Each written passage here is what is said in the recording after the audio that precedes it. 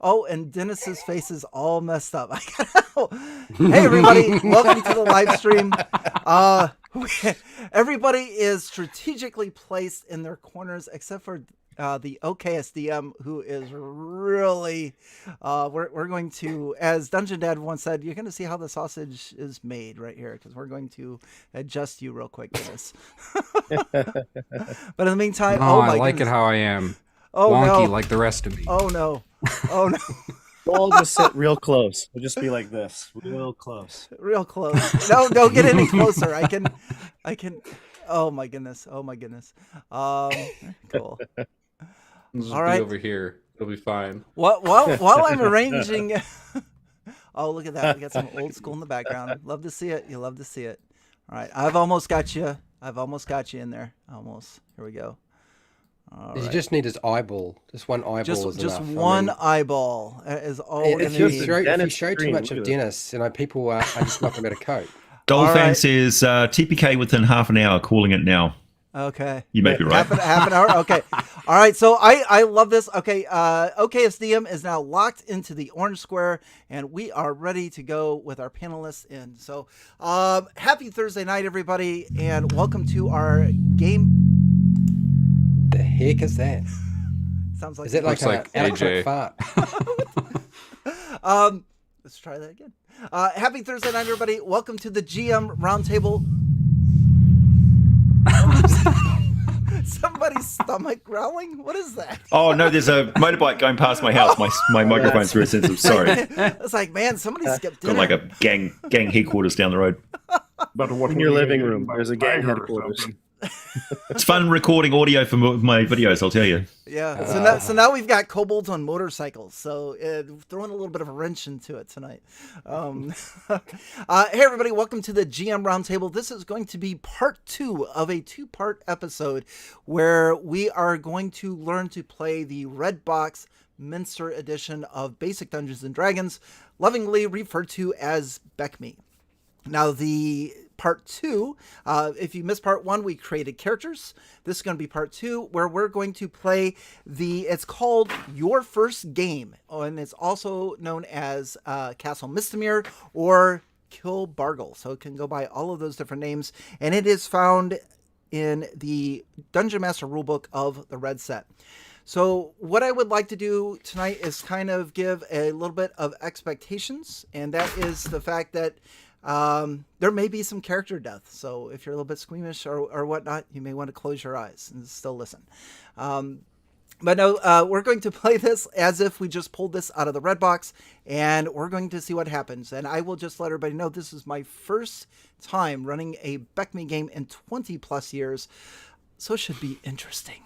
But let's introduce everybody. So along with me on this joyful ride is a lot of my YouTube friends from all over the world, and we're going to have them introduce themselves, their channel, what you're working on, and a short description of the character that will die in a little bit. So let's start with Fred from How to RPG in the yellow square. Fred.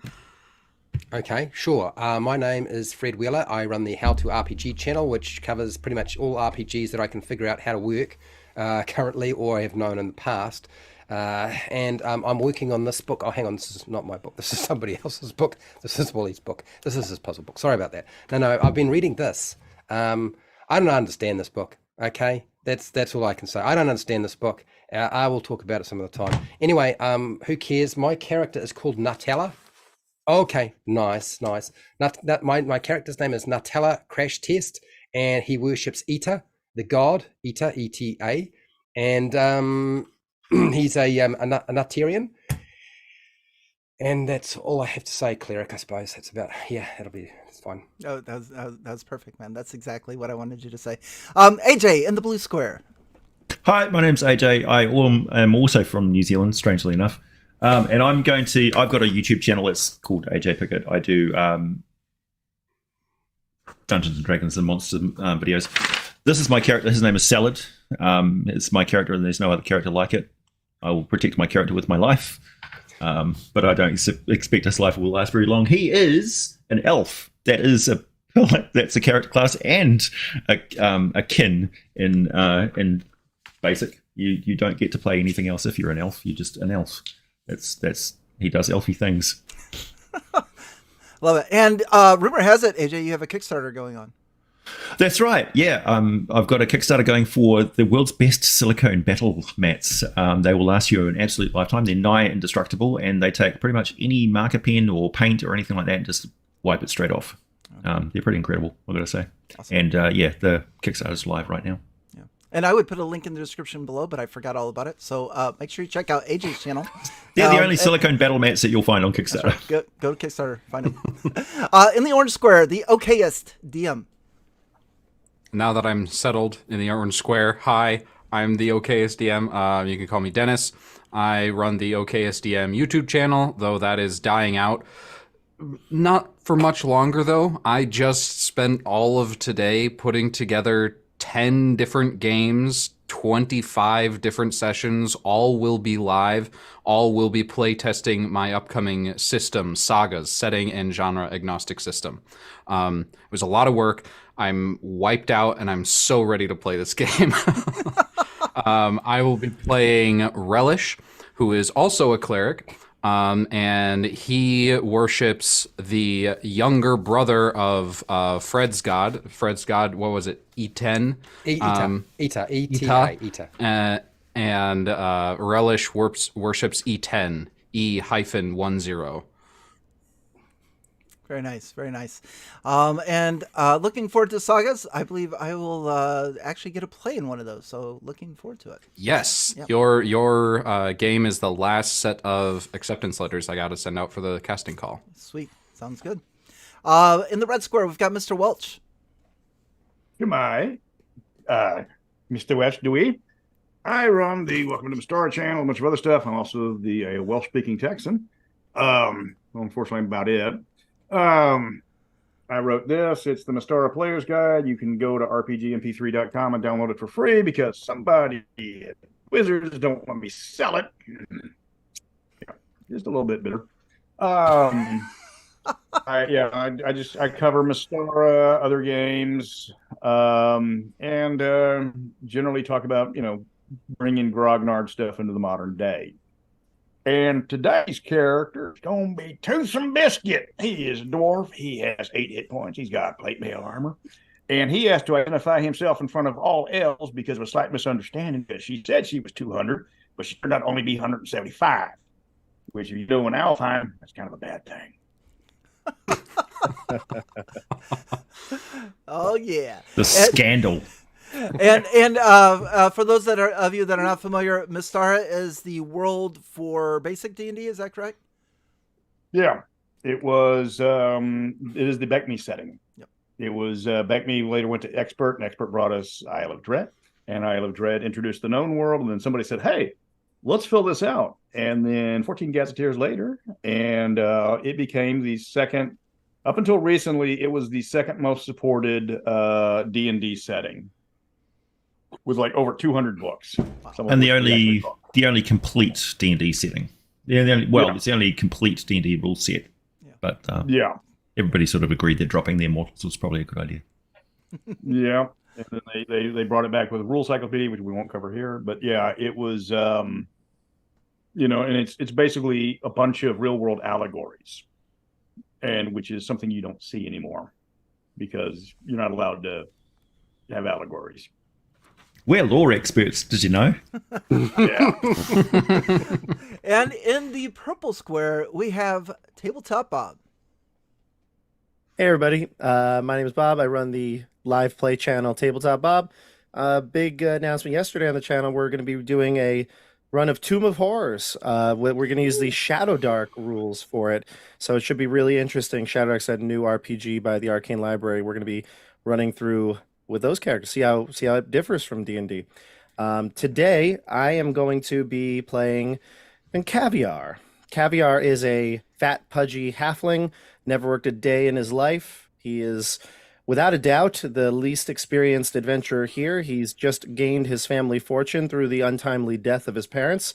Some say that he is maybe perhaps behind this whole thing, but he'll deny it.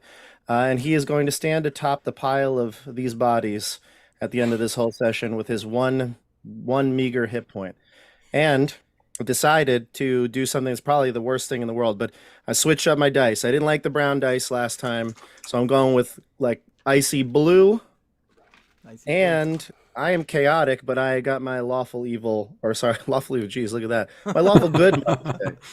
So I'm mixing everything up here. So we'll see what will keep me alive. I'll do anything. I'll be with any god, any patron, so Caviar can be successful. That's what I care about most. The dice gods, the alignment gods, all of them. Alignment gods, any gods that'll have me, I'll take it. I identify strongly with that character. Fantastic. Bonus points if you can finish Tomb of Horrors in less than 20 minutes. No, that's possible. It is. That I did it would in be 15. Oh my gosh. Okay. So just a quick rundown of how this is going to work. There are going to be parts where I am actually probably going to speak out loud some of the things that I'm doing as a DM.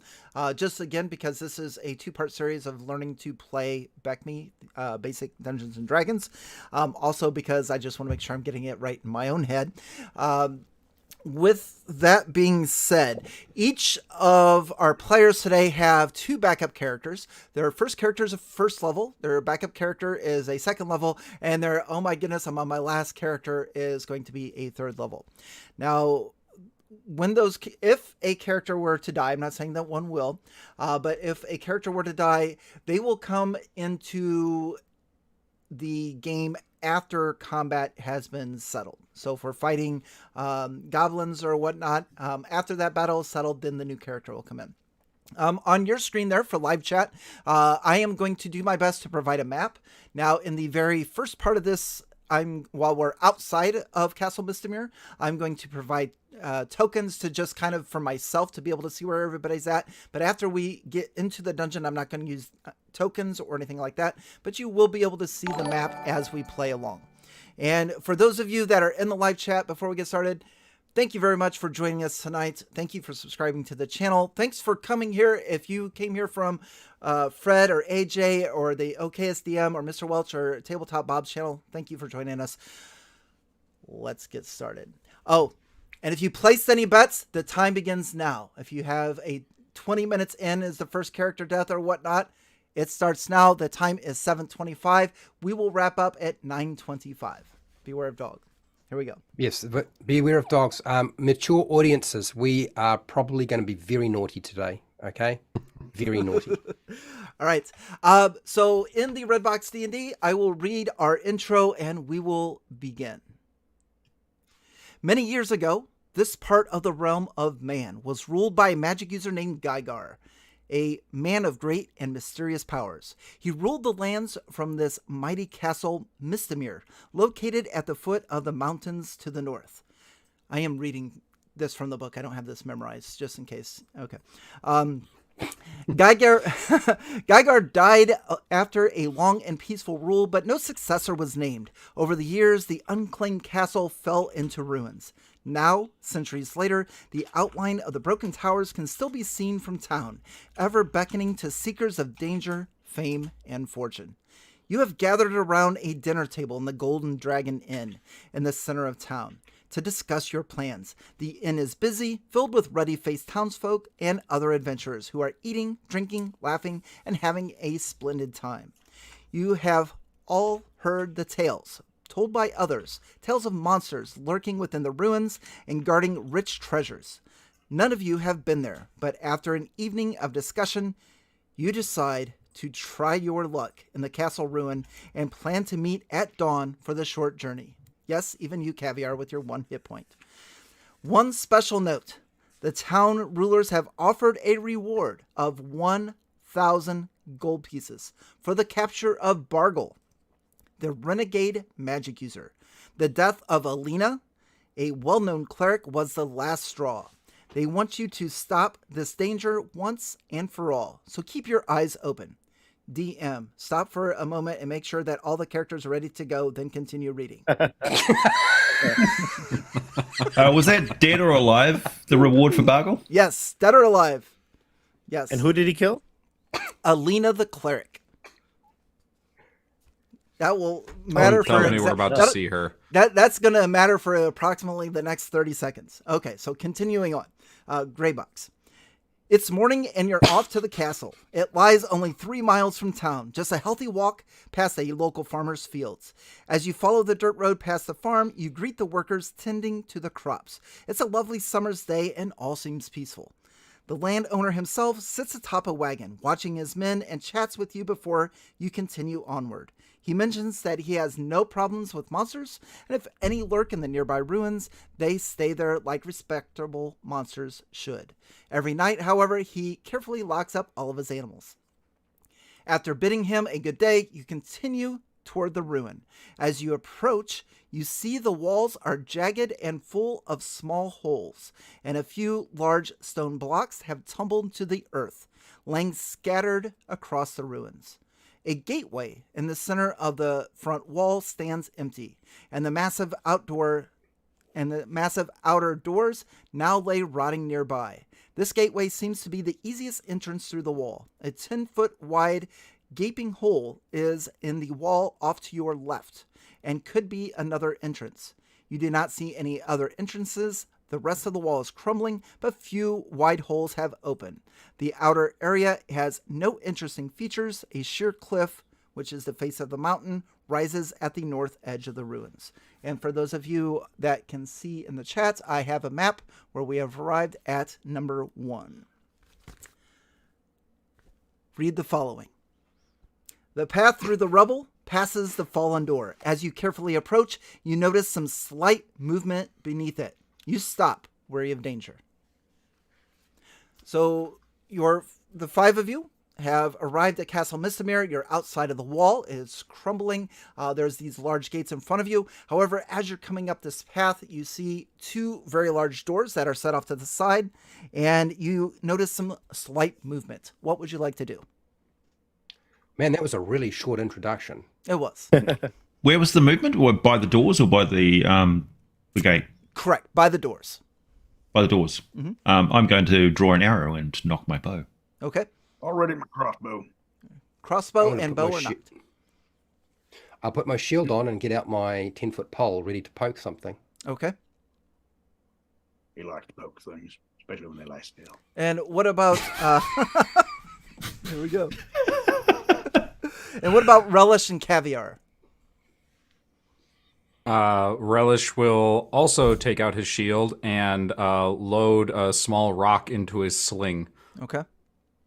And Caviar has been nonstop talking since we've left the Dragon Inn, and he's going on about, you see, this is why you have to have a will in place.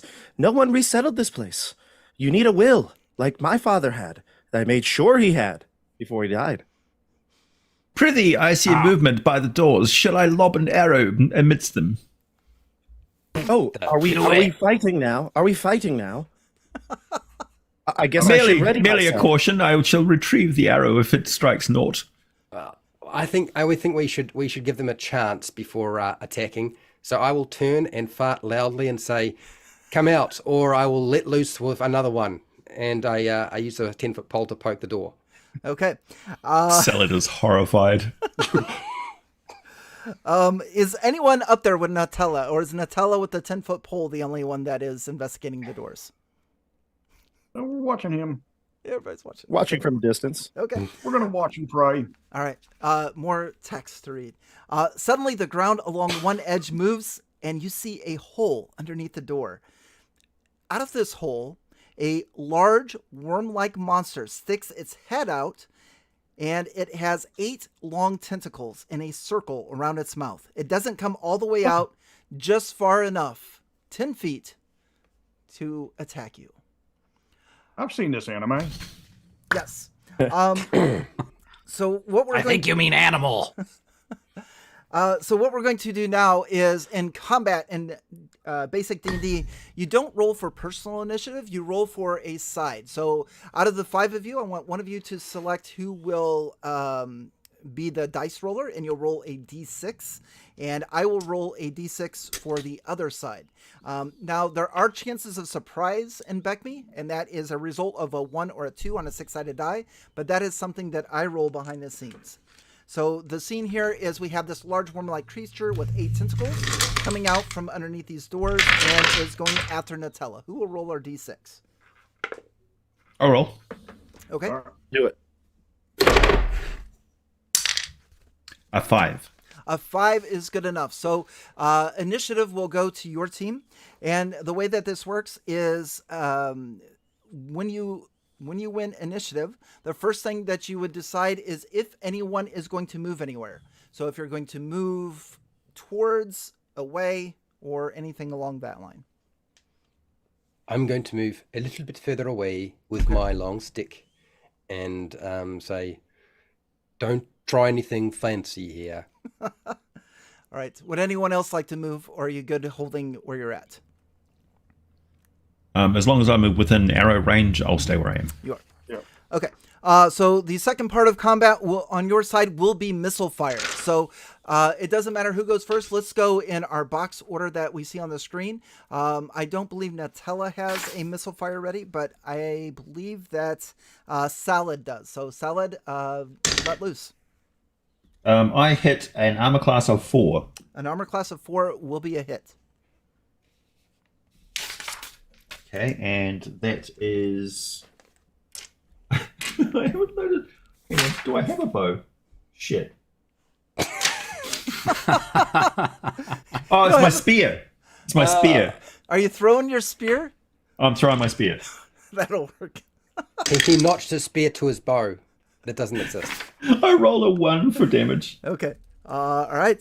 So you see this spear, and it like bounces off the side of this giant worm-like creature. That'll bring us to Relish. Relish, did you have a missile weapon ready? I'm gonna throw a rock inside my sling towards the tentacle horror. All right. So make an attack roll, and when you roll your I d20, miss. just tell me what armor class you would hit, and miss or miss. That works Off too. the charts in the wrong direction, so a miss. Fantastic. And for those of you watching in the live chat too, I did put the player's hit roll at the top, so you guys can watch along with us. That'll bring us to, I believe, to some biscuit. Did you also had missile weapon? Yes, I did. I brought a crossbow. All right, let it rip. And I will roll. I will hit anything on that thing that is AC 15 or below. That sounds good. 15 or higher. There's no AC 15 on BECMI. No, you said Roll 15 or below, right? Well, I rolled a 4. Oh yeah. So- Okay, right on. Yeah. That is your crossbow bolt definitely goes wide. And how about caviar? Yeah, I do have a short bow, and when Salad told me we got to get ready, he was mimicking Salad in most ways, and then realized it's probably not good to mimic a guy when you have a bow and he has a spear. So I'm holding my bow as if I'm ready to throw it, Okay. but I'll resituate myself and I've got fire my an spear arrow. looking for a string. Wait a minute. I rolled pretty good. I rolled an 18 on the dice. So remind me how this works again. So I have plus you would, 1 because my dex. So you would look at your hit roll needed, and you would find the 18 that you rolled, and you would say, I hit armor class 1. I hit armor class 1, Wally. And that is a hit. Caviar, roll me some damage. Sweet damage. What is the damage on a short bow? That'll be a D6. D6. Come on now. 5. 5 points. Very good. You don't add anything, I take it, to the damage, right? Not for missile weapons, only for melee weapons. You hit this thing dead center, and you can just see it just squeal in pain as this arrow hits it, and it is now furious. Looking at you, Nutella, we are now going to move to melee attacks. You did move back. I'll let you move back in if you want. You want to get in melee range of this guy? Is my 10-foot pole out of reach? Yeah. If you only move 10 feet back, you still have the pole. You want to bap it with the pole? I want to bank it with a pole. Yeah. Okay. Yeah. All right, make an attack roll. Yeah. Stay down, you. Stay down. Whack, whack. And I will. I don't know what I'm supposed to be adding to this. I'm assuming it's just a strength modifier. Sure. Unless, of course, I mean, who knows? anybody It won't with matter because I rolled a 4. Okay. I don't think I'm going to be rolling anything above 5 tonight on a 20-sided dice, so it's not going to be terribly exciting. So forget about that. Not with Nutella 1 though, I guess. No. So that is going to end initiative for your side. Now what I'm going to do is there's a mechanic called morale. This worm-like creature, for those of you that don't know, is a carrion crawler, has lost a significant amount of life compared to the hit points that I rolled. So I will roll 2d6s, and if it matches the morale or lower or higher, morale or higher. Yep, morale or higher. Equal to or less, it's fine. Yep. And it will continue to attack. So now this carrion crawler is going to erupt. You just watch as the doors that are laying on the ground just, and it just comes out, this giant worm-like creature. You're the closest, Nutella. I mean, it ignores your 10-foot pole. It like takes a tentacle and just moves your pole out of the way. And it comes raging at you, and it's going to make, we'll say one tentacle move the pole out of the way, and the other 7 tentacles are going to attack. Those. Oh, great! The carrying crawler's got class levels in barbarian. Yes. Fortunately, I have a shield, so I have an armor class of 2. That is very good. On the first 4 attacks, none of those are going to hit. 4 attacks? Yeah, it gets 8 of these things. Yeah, I'm going to die. 8 attacks? Yeah. Welcome to basic. Carrying crawlers are no joke, man. Yeah, I'm going to die in the first combat in the first round. So to hit you with an armor class at 2, it needs a 14 or higher. It hits you twice, so I need you to make 2 saving throws versus paralysis. Paralysis. Correct. Okay, so You got to roll under this. Remember. I can't even remember. I'm not even supposed to add anything. Sorry, Just roll a dice. Just roll a dice. Roll a d20. Oh, you've got to be kidding! How many do I have to make? You have to make 2 of those. Well, the first one is a 20. Oh, I do not kid you. That's It's very a 20. good. That's very good. I don't know what else I'm supposed to add to that. I don't think there's anything. Is You there? don't have to add anything else to it. Nope. It's nice and simple then. Yes. But fortunately, this can be interesting. I got an 8. I got an 8. So the rest of you watch as Nutella falls over. Oh, so that means I have. The white froth. Man, that was fast. Let's roll again for initiative. Whoever's rolling on your side. AJ's got it. That's a 6. Okay. Your Nice. side has initiative. So we're going to make AJ the caller, which usually just Quick tells question, what everybody's quick going to do. But yes, sir. Quick question. So right now we roll for initiative every time. So that means this thing could have gone again. Yes. So it could have had 16 attacks without us being able to do anything. Yes. Yep. Okay, I got you. I see you. What are you worrying about, Bob? You've got the 1 hit point and you haven't gone down yet. So I'm in the back. You're doing good. You're doing good. I see Dennis making notes. That's a great idea. 16 attacks. Before they can... 16 attacks in 1 round. Ooh. Yes. Technically, it's 2 rounds. All right. Since none of you are attacking melee, I imagine, we're going to do missile fire once again. Oh, wait a minute. We have our elf that threw his spear. Yeah, I'm gonna draw my normal sword and slash at the beastie. So you'll be melee. So you'll be going last. So for those of you that are doing missile weapons, let's go. I'll let you guys decide. If you want me to pick, I'm going melee. You're going melee as well? Yeah. Okay. I got the armor and hit points. All right. So that's going to bring us to Relish and Caviar. Relish, you may attack. I'm going to take a half step back and swinging my sling around my head. Just a point of clarification, Relish is like a teenager. He looks like a delinquent, and he has lots of skill using this specific sling to put many rocks through many windows. Carrying crawler don't care. Nope, it don't.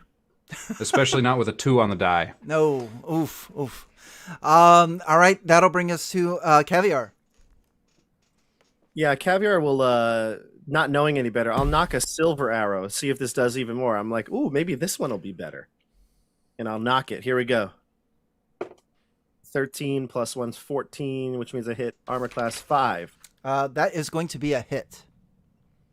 Okay, great. Roll your damage. Caviar's like, this is easy. 6. Oh my god. Wow. Caviar puts his second arrow through the first arrow and goes into the heart of this monster. And you watch as this carrion crawler, who's making its way out of this giant hole outside of the grounds of Castle Mistamere, starts to come out and just slumps. And that will exit combat. Well done. First You know, my thing- parents also had Huzzah! 2 arrow wounds right through their skulls. That's how they were found. I deny it, though. I do deny it. As one would. All right. Okay. What would you guys like to do?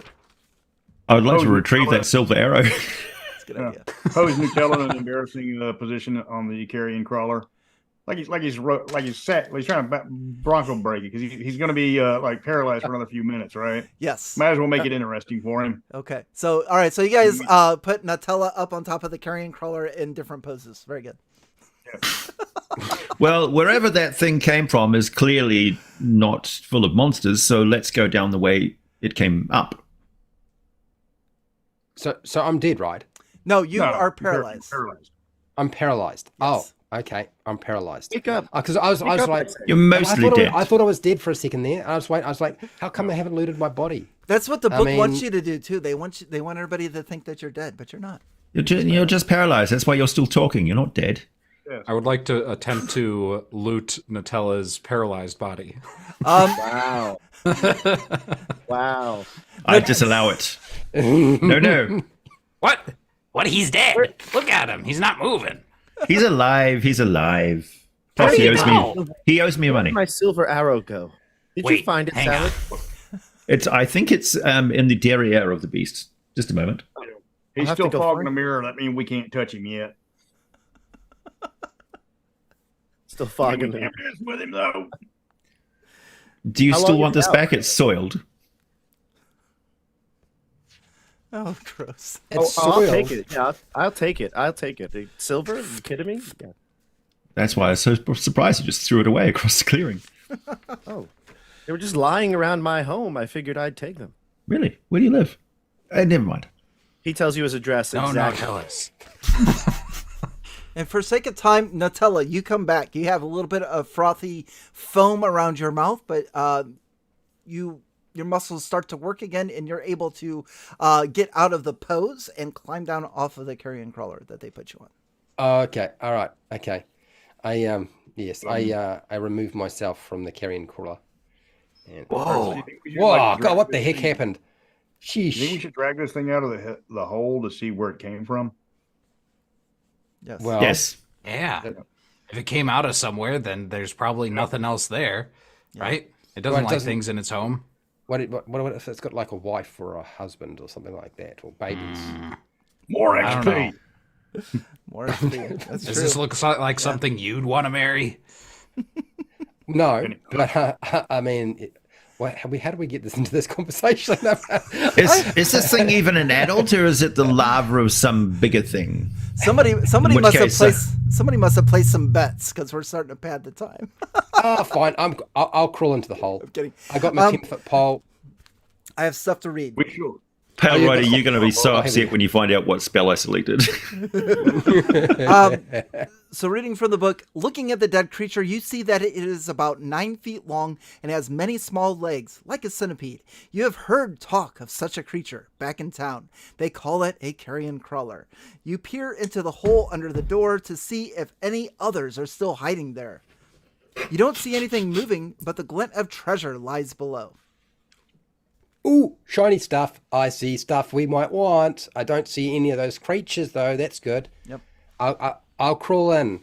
Okay. It's perfectly safe, I'm sure. Okay. Do we need a rope to climb down, or is it just? It's about scale? 8 foot down. I'll jump it. Oh, okay. All right. I'll jump it. Okay. I'm an elf. So at the bottom of the hole, you're able to climb down there. You are going to find a skeleton of what looks like some type of a dog-like creature. It is not moving. And let's see here. Oh, Dog-like, as in a quadruped, or something with a dog skull and a humanoid body. yes, the last one you said. Okay. Yeah. In basic, the kobolds were more dog-like than dragon-like. I don't have to tell the lore guys. They that, were. though. You didn't have to tell us that because it was No. actually I had something else percolating through my mind, which is actually leading me in a different direction. So being slightly lost might be more interesting. So Poor pupper. So for entertainment value, I will read the second part here. This looks like the remains of another creature you have heard about, called a kobold. Kobolds act and live much like goblins, but are a different race. You carefully gather the treasure, putting it into sacks and dividing it among yourselves to balance the load. Wait, what treasure did you get? I missed that part. Could somebody pass me down my spear? Yeah, Yes. here you go. The bit soiled. Did anybody bring a sack? Did anybody bring a sack? Bunt in first. I do. Sorry. I just store it in my rectum. It's safer that way. Old, you know. It's a little secret about the dwarves. You know how like they have like chipmunk store food in their cheeks. Yeah, dwarves just like cram it right there. I believe his culture calls it keistering. Yeah. Beware of I've dog. learned so Beware many of dog. things I wish I never knew. Bob is thinking he should never have got onto this live stream. Oh, All good. I disagree. Bob's taking Learned it all so much. I've learned so much. in. We wouldn't be here without caviar. That's true. That is true. Let's see. From the kobold skeleton, you are going to find a small bag that contains 15 copper and a brass key. And I can't find the other treasure on here, so I'm just going to make it up. You're going to find 2 gems. They're called garnets. And you're going to find 40 copper and 40 silver pieces. Sounds good. Is somebody writing this all down? I am. 40 You are- gold, 40 copper. Yep. Okay. And 2 garnets. How much? 40 gold and 40 gold and 40 silver. 40 And then, silver. yep. And then our elf friend also found a 15 copper and a brass key. That may or may not be important. As you gather this treasure, you're going to hear a loud thump. You see that the main gateway to the castle is now closed. Although the huge outer doors lie here rotting, a pair of inner doors still remain. They have been closed. The only entrance is now the 10-foot wide hole in the wall off to the left. Start mapping each square on the graph. Oh, never mind. So we've got double doors in the chamber that we've gone down into Yes, with the carrion crawler. No. Okay. You're so as you come out of this hole, you would probably see that the hole was just the resting place of the carrion Oh, crawler. it's just a hole. Okay. Yep, just a hole. And you've got this path that goes up to these where the doors were that go up to Castle Mistamere. But now there are some inner doors that have just been sealed. So now you're looking at this castle wall, and the only entrance that you can see is off to the far left. Unless you try Does the it doors. look like it has a keyhole for a brass key? It does not. The brass key Okay. does not look like it would go to the door. So the rulebook would like to give you a few suggestions. You're free to come up with any else that you want. You could examine the fallen blocks that are around here. You could peek through the holes in the wall. You could go to the closed gateway and see if that brass key would fit, which I already told you did not. Spoiler. Or you could enter the gaping hole off to the far left. I'd like to go and peek. Okay. Sneaky, Yes, sneaky. I would like to peek too. I would go follow him and copy Salad's every movement. Okay. I saw peek once. I know to peek through things. All right. So everybody's gonna take a minute to peek through the walls. No, I'm gonna watch the others peeking through the hole. That's a good wall. idea. I'm going to collect some more pebbles for my sling. That's also a good idea. And I could also see with Caviar being a halfling, you've got the elf that's looking through a hole at this level, and then Caviar like underneath looking through a hole at the smaller level. So I will read number 9. Oh wait, not number 9. Peeking through the holes. That's gonna be number 7. So for those of you that are peeking through the walls, you carefully move up to the wall, looking for holes to look through, hoping to discover some clue about what lies on the other side. But all of the holes are too high to reach, are they? You cautiously explore a bit more and find some other holes along the east wall to the right. Some are near ground level, and you can carefully peer through them. You see a large courtyard inside the wall and the remains of a castle. The castle ruin is old and cracked, but not as badly as the outer wall, where you are now. Only one story of the castle still stands. The upper parts have crumbled. You see a group of creatures hiding in the shadow of this wall. So you're peeking through here and you see a group of creatures that are hiding, trying to avoid the sunlight. They are kobolds. There seem to be about 10 of them, but you cannot see them clearly enough to determine their exact numbers or the equipment that they are carrying. So they're in the courtyard between the outer wall and the castle. Yes. So you would be able to venture a guess, and I'm going to move some tokens down to the door. They are where these double doors are. They're on the other side of that. So they are the ones that shut the doors on you.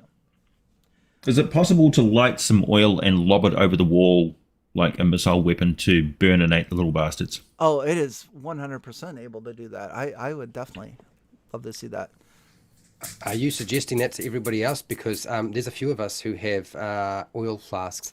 I feel like one oil flask is probably not going to do it. Maybe 5. I say, there's a bunch of those little blighters over the inside the wall there. Why don't we light some oil canisters and lob it over the wall and burn them all to death? Oh, okay. I have some oil. I just found it lying around, and I pull out 4 flasks of oil. Hold on, let me wring out my beard. I'll get some more oil. I'll light a fire. I'll light a fire with my tinderbox because it's going to take us 20 minutes. I too shall light the fire with my tinderbox.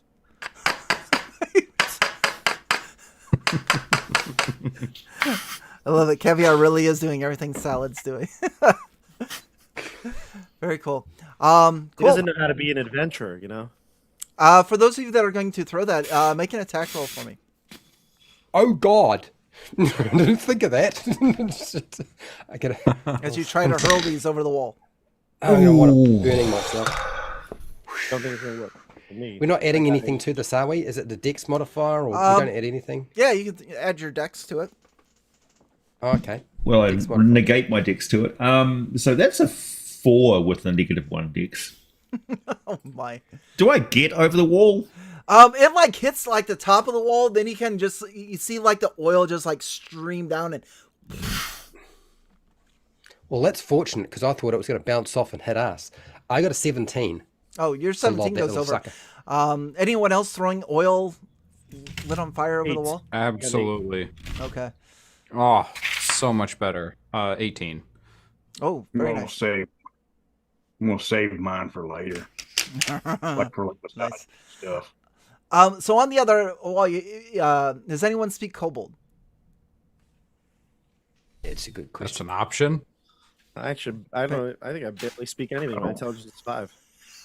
Let me see. I got a Dwarven, Common, Esperanto, Amslan, and Navajo. All right. So on the other side, you hear.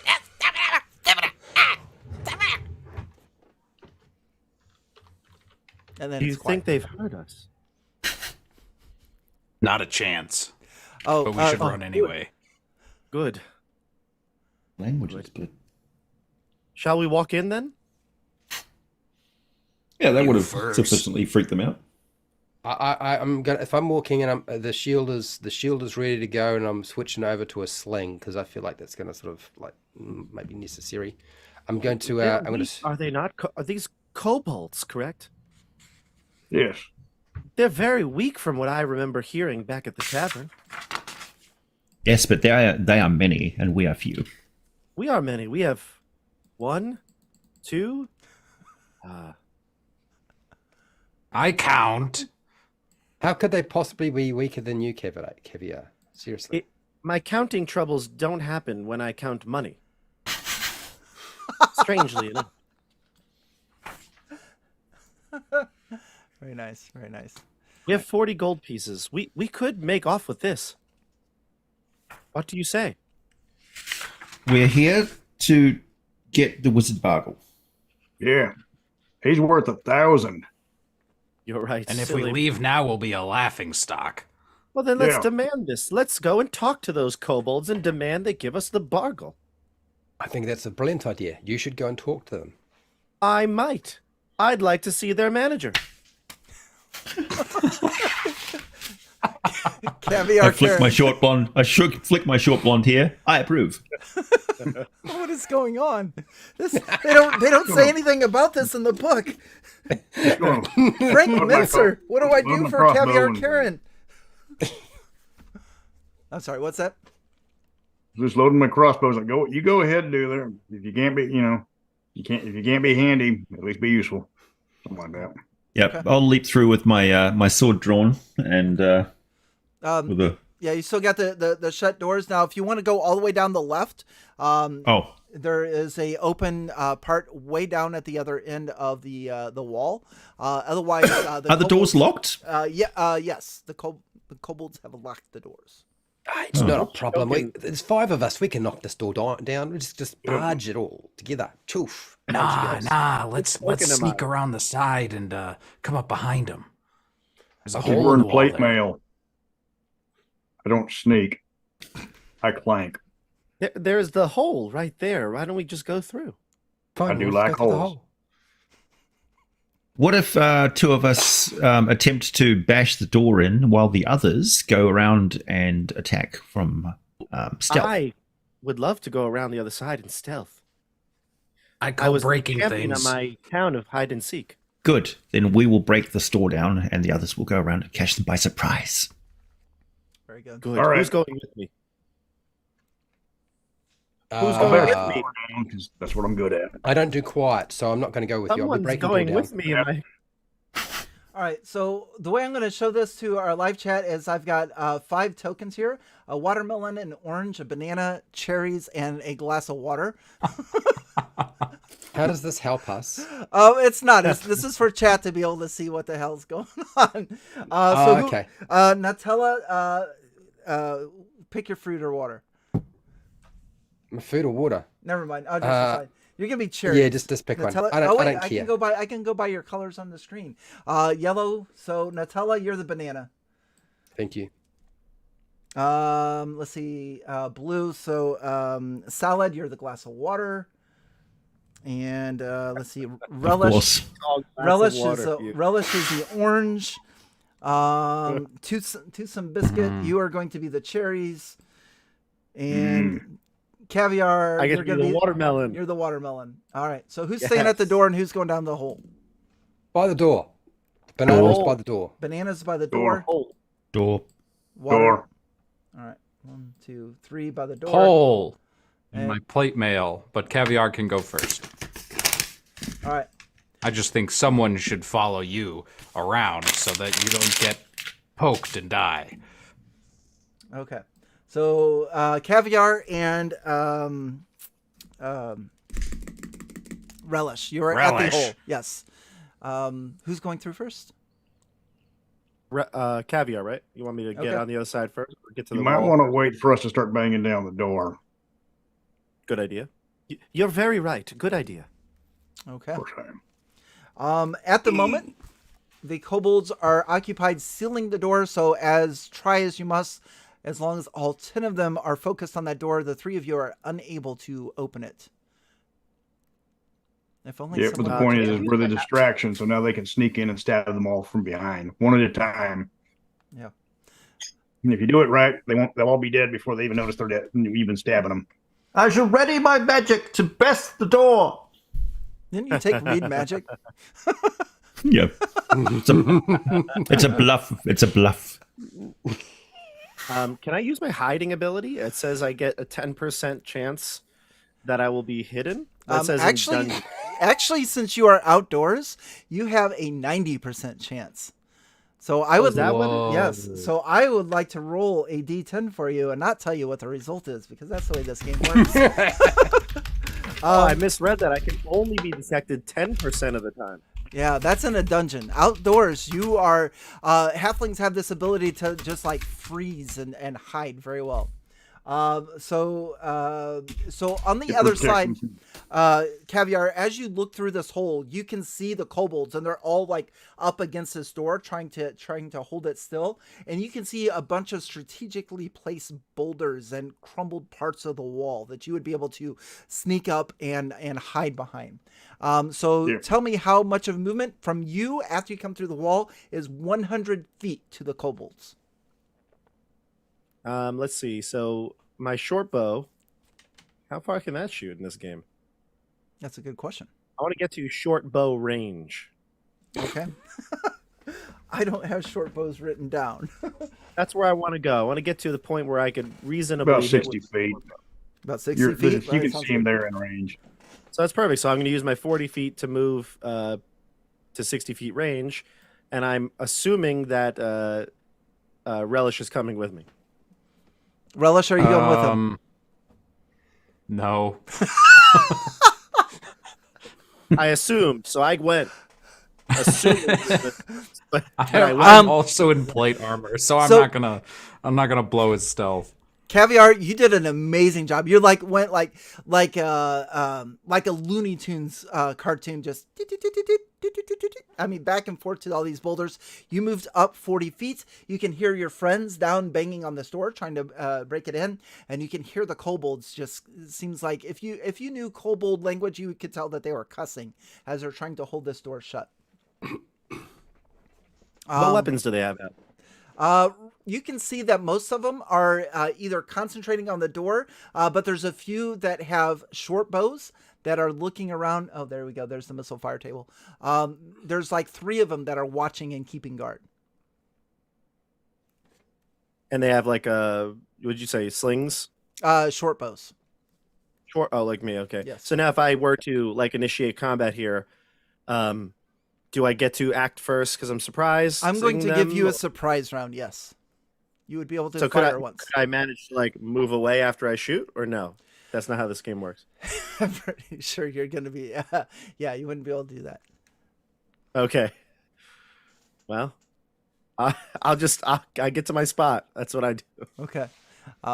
See what Cool. everybody else does. But I will give you cover, so it will. If they do see you and they do shoot, they will have a penalty to their rolls. Awesome. All right. I need it. Are you shooting? No. Okay.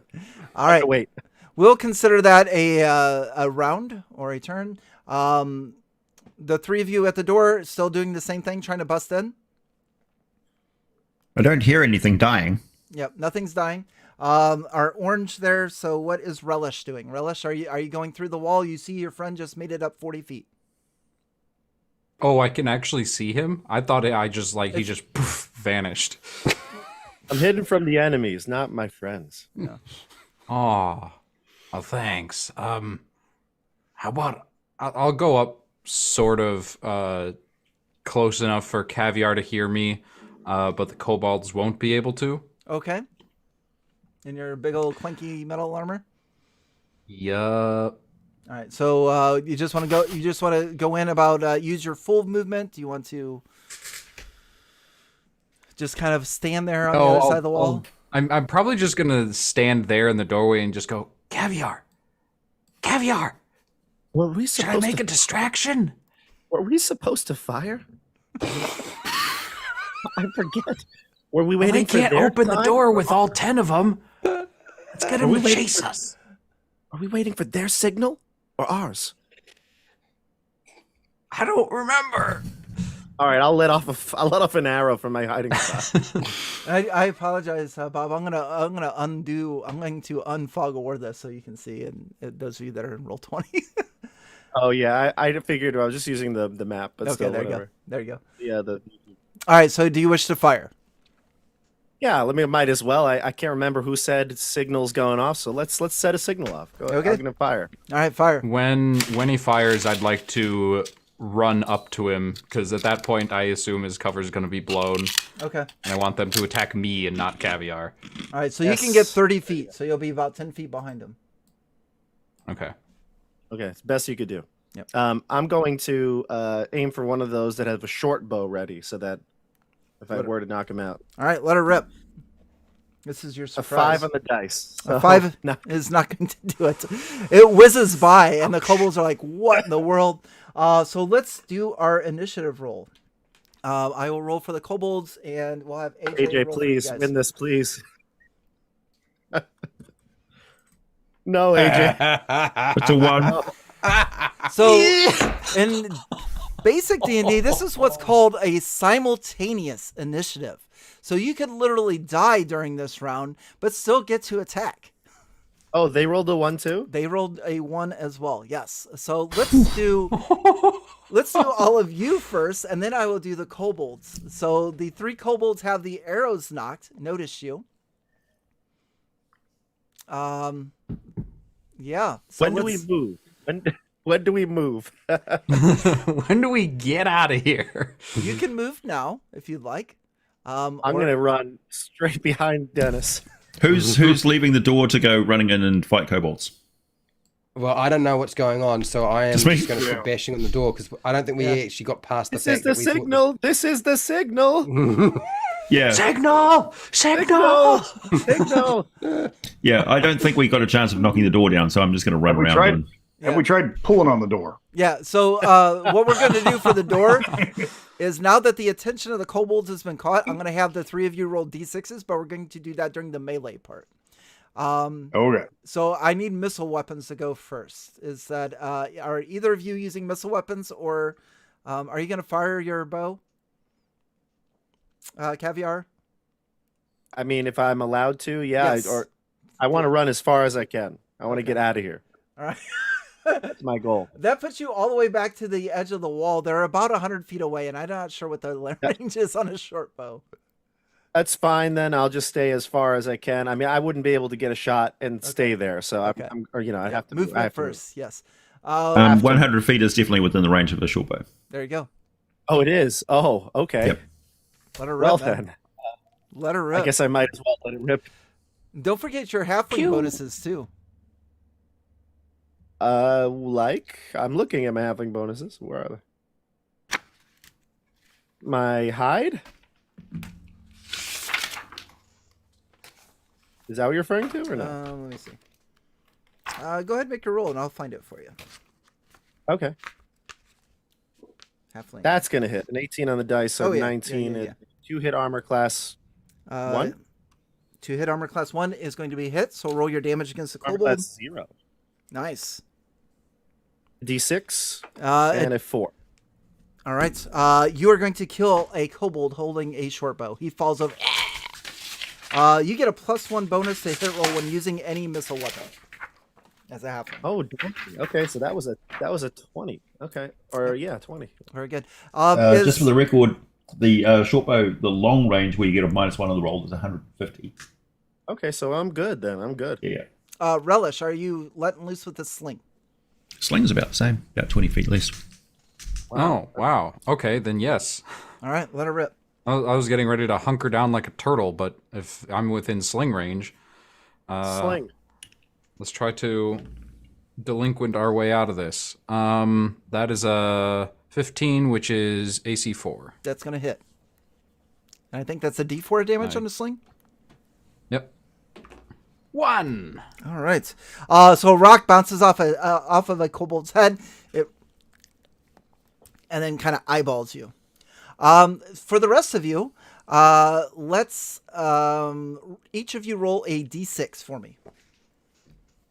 If you have a strength modifier, add your strength modifier to it. 2. 5. 5? 4. 4. All right.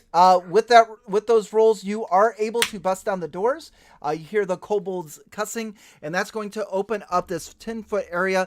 And standing on the other side are these kobolds. So that will do it for this round of initiative. But on the next initiative, we can go into melee combat.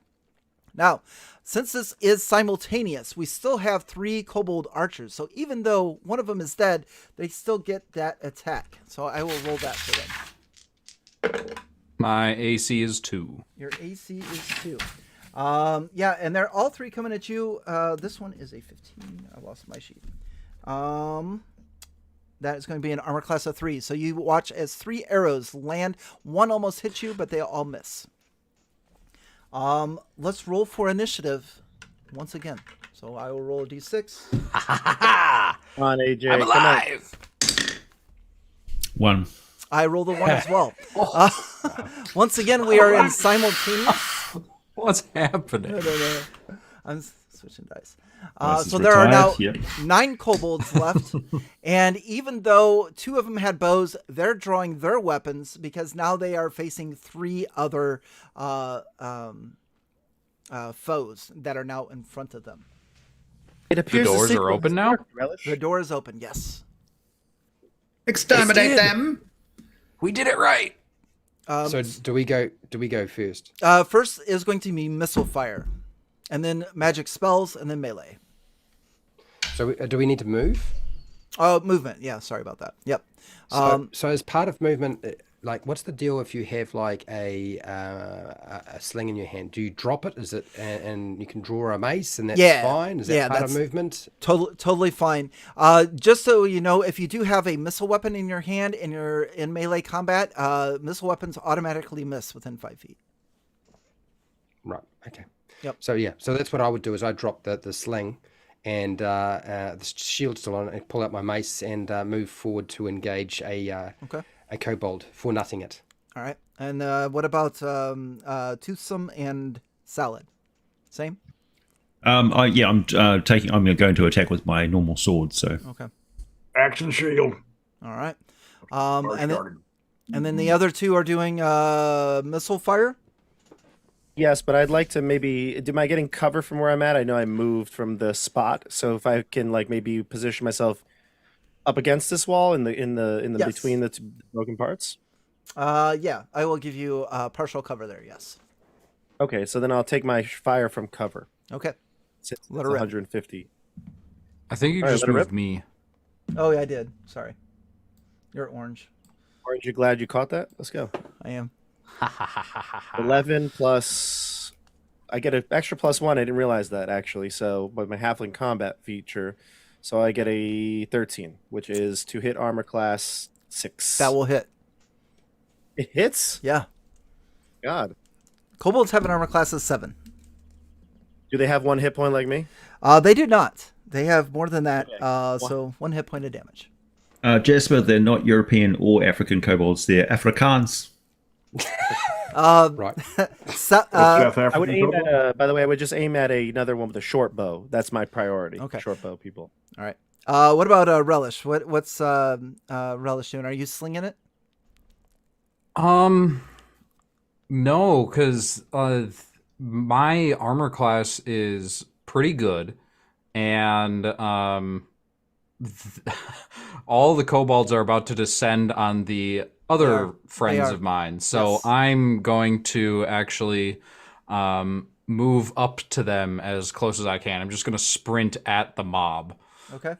That's going to get you to about there. Adventure! It's going to take you another turn to be able to get there. All right. All right. So the 3 of you, I'll let you decide who goes first. You each have kobolds in front of you. Swing away. Oh god, I got a 10 to hit. I hit a armor class of 8. Armor class of 8 is unfortunately going to miss. Let me see. Yeah, it's only armor class 9. This sucks. Yeah. Roll a 13 plus 1, 14, armor class 5. That's going to hit. Okay. 7 plus 1 is 8. All right. Yeah, you take one out, no problem at all. Toothsome Biscuit eliminates a kobold. That's going to take them down to 8 from 10. Ha But since when they lay still like that. since we are simultaneous, that one is still alive for the purpose of this combat or this round. 2 of them, 16 is going to attack Salad, and a 16 is going to be an armor class 2 against Salad, which I'm guessing is going to hit.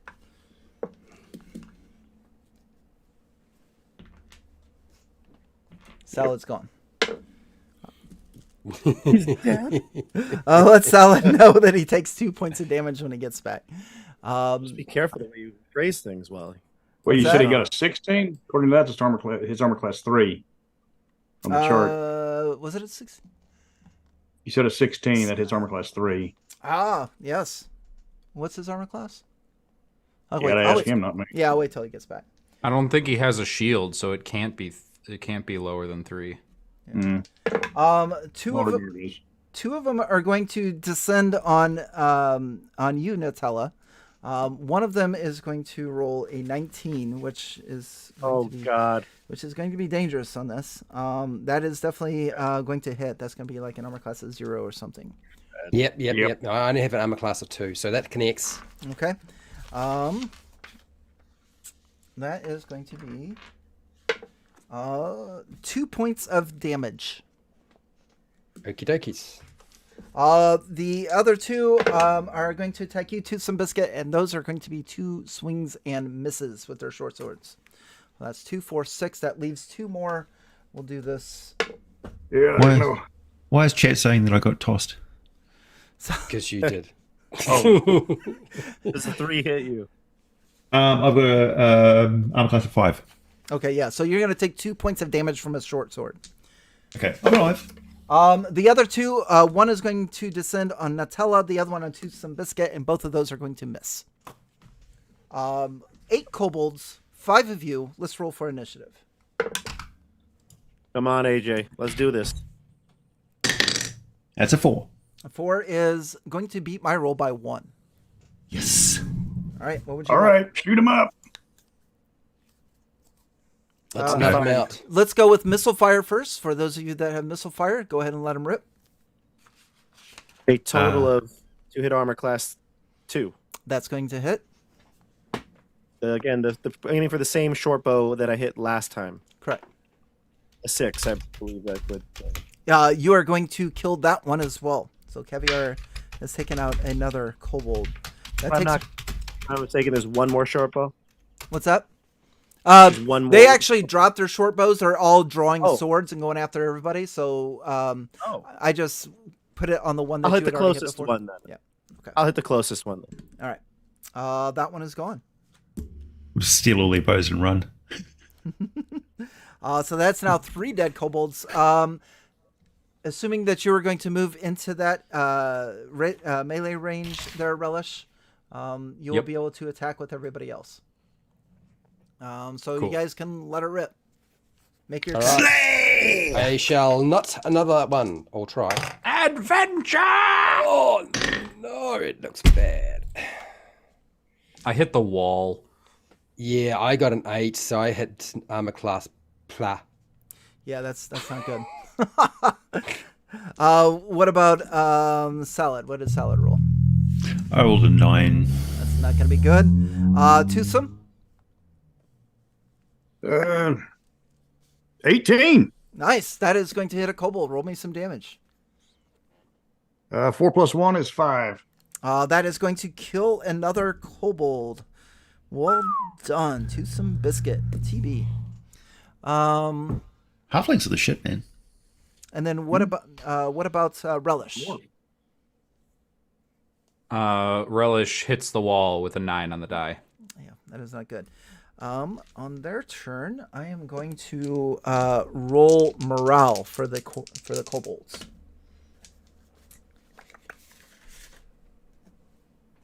That is going to. They are going to stay and fight. They are guarding Castle Mistamere. All right. There is now 6 left. One of them is going to move over to you, Relish. And that is going to be an 18 to hit you, unfortunately. Which is, for me, that is going to be armor class 1 for the monsters. Yep. Damn. That is going to be 2 points of damage. The other 2 are going to attack. That is a 7 and a 4. Those are going to be misses. A 4 and an 8 are going to miss. And my last roll is also a 4. So that'll take us through that round. And the next round. Roll for initiative. Different die. Same die. 5. 5 gets you initiative. Yes. You have 6 kobolds left. Is anybody still in missile range? The only one shooting missiles is Caviar. So none of us need to sort of move up into position, eh? I'm gonna miss that time. 5 in total. Ah, that's too bad. And then the rest of you just go for it. Just let me know. Come on. I'm just going to yell out, give it up, freaky ones, and swing my my nutter. 12 plus 1 is armor class 6. That's gonna hit. I got a 12 to hit Question. armor class 7. I guess I shouldn't How have do- practiced combat by attacking a barn because that's all I can fucking hit. Oh shit. Armor And class. 8 for damage. All right, So 8 9 damage. total. Yep. Toothsome Biscuit, you take out another kobold. You also hit Nutella. Roll me some damage. Yeah, I already Hit did. Nutella as 6. well. 6. Oh. All I right. rolled a 6. So armor class of 7 is going to be hit. 6 points of damage. Another one Got a dies. 20. All right, feel the wrath of my nut, Ella. Stay still so I can kill you. That should take- Adventure!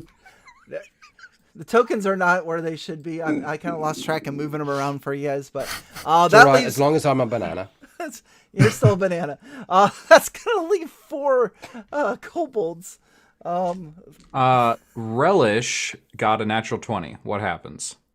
You get to in the old days I'd have you roll on my my critical hit chart, but I'm just going to give you double damage on this. Okay. I don't know how it actually works, but 4 total. all right. It doesn't. It doesn't do It anything. doesn't. It doesn't do anything as written. It doesn't do anything. But All right. Well, don't Okay. don't tell him that. anybody- Don't tell him that 4 would have killed it anyway. Yeah, with Yeah. your critical hit, you're able to take it out, no problem at all. Haha, yes! There are now Adventure! adventure indeed. There are now 3 kobolds remaining, and I'm they're falling like flies. I'm rolling morale for them again just in case. Holy cow! They're going to stay and fight. These are the bravest of the kobolds you'll ever meet. Bring it on. We've got 1 against cherry, 1 against water, and 1 against bananas. Here we go. One This against summer, one small horns, big swords go up against sweaty nuts.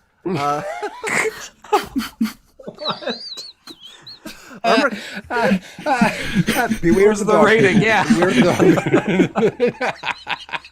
the dog. Armor class 7 against Nutella. I think that's a miss, right? Yeah, I'm a class 2 right now. Armor class 8 against Salad. I think that's a miss. And a natural 1 against Caviar. Let's roll for initiative. They shot him. They attacked me. Or not Caviar. I'm sorry. Twosome. Roll the 1. Oh, I'll okay. catch it with my pecs. All right. Another of them attacking me? Yeah, 1 attacked you, and I rolled an armor class of 8 to hit armor class 8. I don't think you have that low, do you? No. Yeah, we're good. So 3 remaining, 1 on our 3 frontliners that busted open the door. Roll for initiative, probably one last time here. You guys are doing much better again. than I anticipated. You have it. Missile fire, please, first. So I rolled a 13, which is armor class 6. Perfect. I believe hit last time. Yes. Roll me some damage on that. Sorry about that. No, it's okay. No, I rolled it when you were calling for them to fire, and I was like, let's do this. And, Nice. Cool. I'm going to get a 4. All right. 4 damage. That's going to take 1 out. And then 1 more if you would. You'll be missile fire first. That was it. No, I just Oh, that was rolled it? at it. Okay. Rolled like a minute ago. Yes. Fantastic. 2 remaining. And you guys are in melee combat. I can... Come on. All right, swing the cracker. 17. Oh, I got a 17 as well. That's Relish, you're awesome. moving in, I take it? It's the second time you Heck copied yeah. me. All right. Whoever hit armor class 7 or better, roll me some damage and let me know what it is. Yeah, 5 total. 5. I mean, I Five, was nut I was damage. in the combat technically.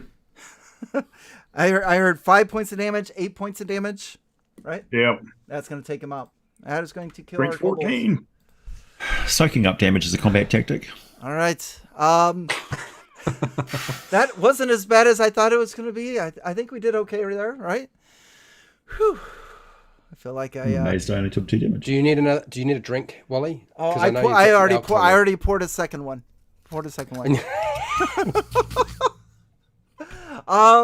Yeah. So that was the chaos that is the beginning of this dungeon crawl. We are officially an hour into it and haven't entered the dungeon.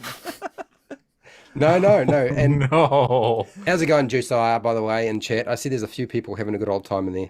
Oh, nice. Yeah. We've Yeah. only Good to been see in this everybody. dungeon for. We've only been in this dungeon for an hour and a half. We've already killed 11 people. Yeah. I see a lot of people in chat. People. Hopefully everybody's enjoying themselves. Okay. So let's see. We'll do a standard checklist. Start chopping them up for spell components. Well, I'm definitely taking this. I'm taking a short bow and some arrows off one of these things. Why don't we just collect all the short bows up and just tie them into a bundle, and we'll collect them later on when we leave. No. Put all the short bows together and tie them all up into a bundle, and then you'll have a super short bow. Knock an arrow at every one of them. Damn, man. I thought Caviar me gets it. me having dogs was bad enough trying to record. Yeah. Well, I will collect up all these short bows and tie them into a bundle unless somebody wants to use a short bow. Do they have any gold? So searching and gathering the treasure from the kobolds, you're going to find a total of 80 copper pieces in their sacks. All right. Yeah. I think Caviar is going to be like, oh, it's just copper. Yeah. Would anyone like this? Well, I mean, but What's copper's great for bribing somebody and also throwing into the crowd to clear a space. I have no use for this, and he'll drop whatever he finds. Let's search the area because they might have hidden something. Yes, we should go in and get Bargle. I'm sure it'll be quick. We just go in and grab him and go. Good idea. I'll go first. I start walking Excellent. Why towards don't the next you go door. first, and I go in the middle. What is I'm to some biscuits said something? Well, Yeah, so let's search the immediate area to see if the kobolds hid anything. I will You help know- him after I've collected up all the copper coins that Caviar has dropped on the ground. okay. Figure they got a. Yeah, you do find, as mentioned, the 80 copper pieces and also 80 arrows if you want to take those. You do also find a small mound of dirt that looks like something was freshly buried. Ooh.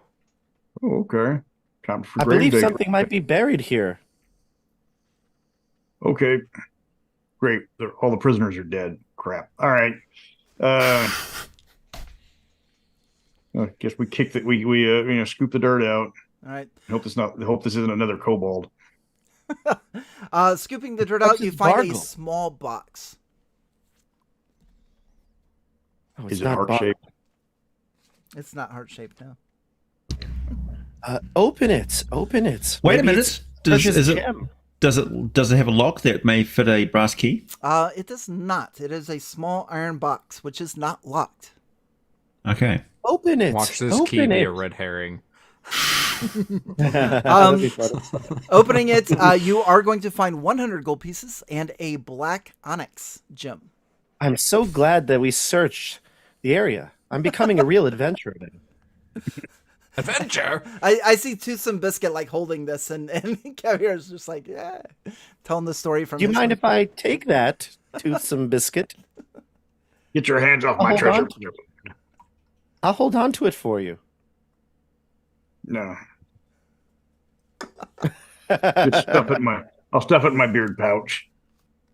Dwarves are marsupial. We just keep everything in our beard. Nice. Oh my gosh. All right. That was the warm up. Shall we head in? They're monotremes. They lay eggs and they have milk secreting glands. They can make their own omelets. I feel like that key we found is going to wind up opening something on the 9th level of this this dungeon. Mega right? dungeon. Mega dungeon. When we finally get to the very end, it's the last lock that we've tried. Perhaps it opens the mansion. Let's go. Yeah. Yeah, Mhm. let's go. Lead the way, Relish. So I would like to get what's called a marching order in place. As we're traversing through the dungeon, this is going to be the default order that you guys walk in.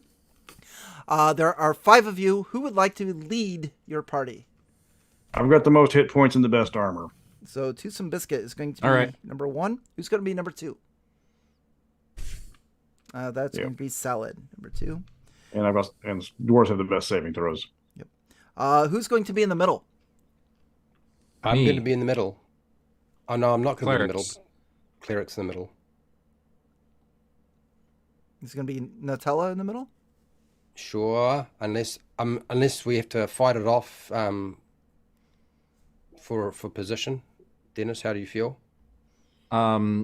Relish is very competitive, and if he sees someone taking something that he thinks is his, including the middle spot in the marching order, he's gonna throw hands. So we have a spirited Okay. scissor paper stones contest to compete So- rather than a knife fight. So online, that I want you position. both to rock, paper, scissors. All right. Oh, come on, you're going to do it fast now. This is gonna be impossible. You ready? 1, 2, 3. All right. Bam! I lose. Fine, I'll go behind you. Perfect for backstabbing. You're not a thief. It's going to work well. Caviar, where would you like to be? Number 5? Are you I'm gonna? in my perfect spot in the back. All right, you're gonna pull up the rear. All right. Is anybody using Roll20, or can I just use the map?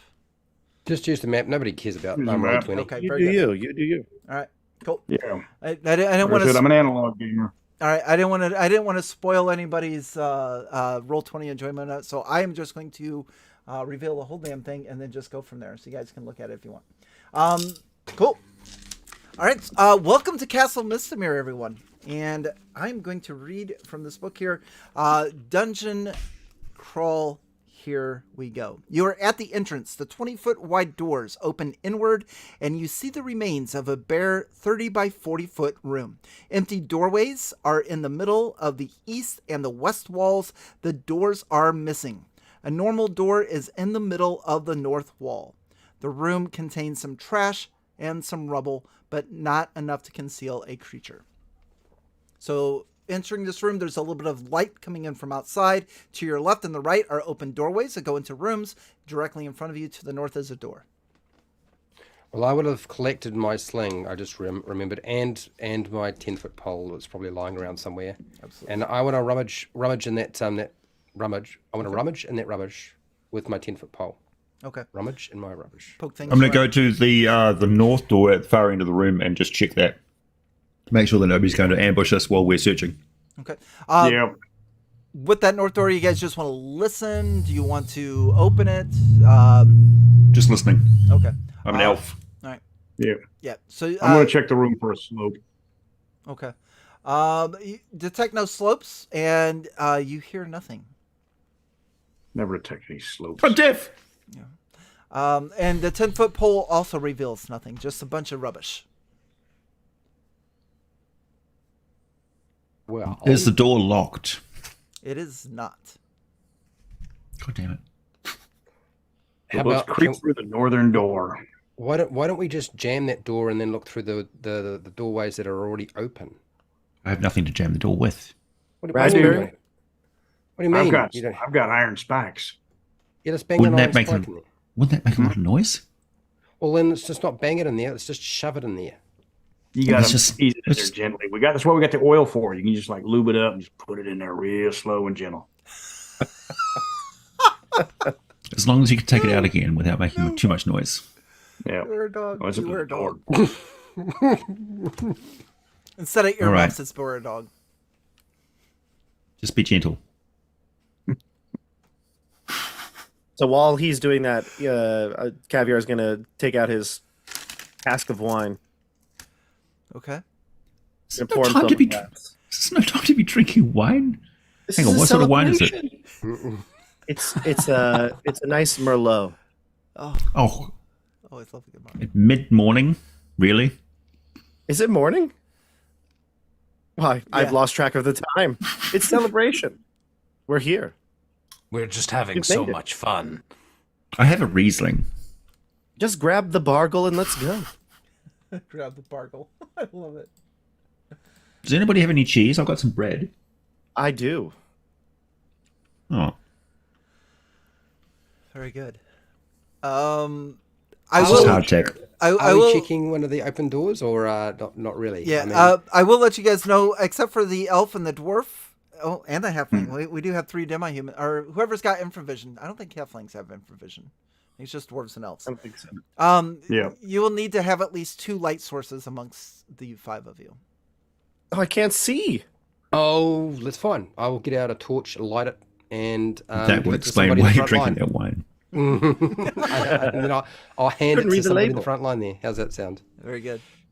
I will use my infravision to look through the eastern door. Okay. So as you approach the eastern door, let me see what you see over that way.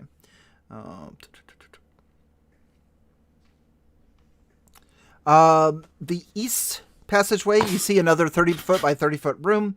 There's a fireplace in this room and some chairs and tables. It's a 30-foot room with a fireplace and some tables. Looks like a dining room. This is the fireplace. Set up a picnic. Is it what?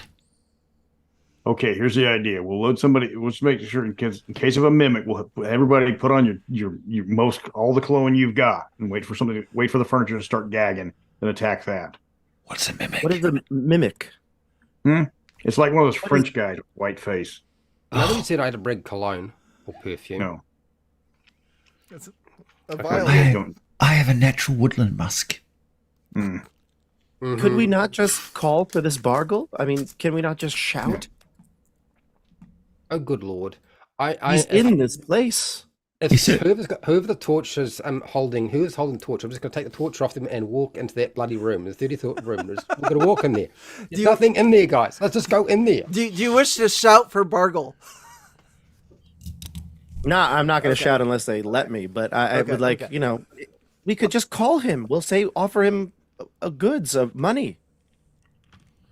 So there's no other doors in the dining room. Nobody cares. So the room that you're in is, for those of you watching, is number 20 on the map. The very first room you walk into. The room that you were looking into that is to the east is room number 24. There's another open passageway that keeps going east.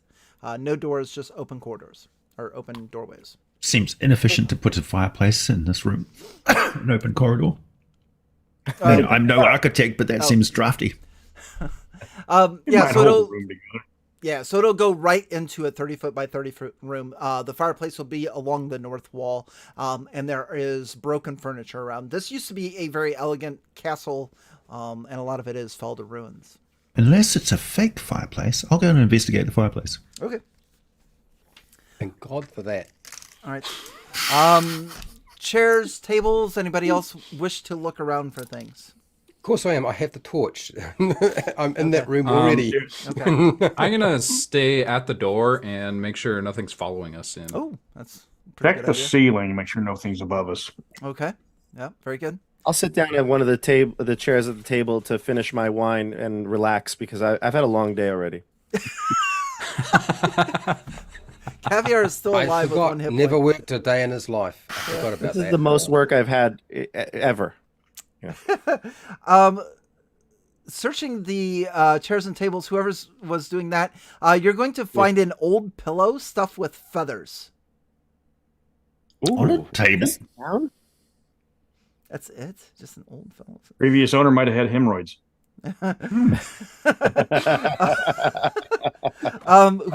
is searching the your dog, here we go. Whoever is searching the fireplace, you're going to find a loose brick as you are searching the fireplace. I'll prize it out with my silver dagger. Okay. So you take your silver dagger out and you're able to pry it out. It pops right out for you. But as that happens, there's a bunch of timbers and other bricks that also fall out. I need you to make a saving throw versus wands. Wands. Okay, so we're going to roll above a 13. Natural 20. Very good. Wow. You're able to jump out of the way just in time as you see all of these bricks and all of these this wood structure just crumble right where you were standing. You would have estimated that could have been at least 4 points of damage. Shit, that would have killed me. Maybe a bit The of old us. floor floats up from the rocks. Do you think that got Bargle's attention? Funny thing also with that, another silver dagger falls out, and you watch as this silver Nice. dagger falls onto the floor. Now you can dual wield. All right. Quick and go and get the wand of timber fallen. It's a chimney of duplication. Quick, put some money in there. Ooh, Yeah. nice. Very good. And I think I resolved everybody's actions. The wine tastes great, by the way, Caviar. So I there's don't nothing have to tell special. you. I brought it. There's nothing special about the pillow. No, just filled with All right. feathers. I would like to hold on to that if you don't mind. It's could be comforting when we rest. You're going to rest in the middle of somebody's manor as we try to break in it and steal their shit and kill them. That sounds We're not like a going to great go idea, through this right? whole thing in one day, are we? Wait, Bargle lives here? Yeah. Oh shit! I'm sure Pretzel does. It Let's might be an this- Airbnb.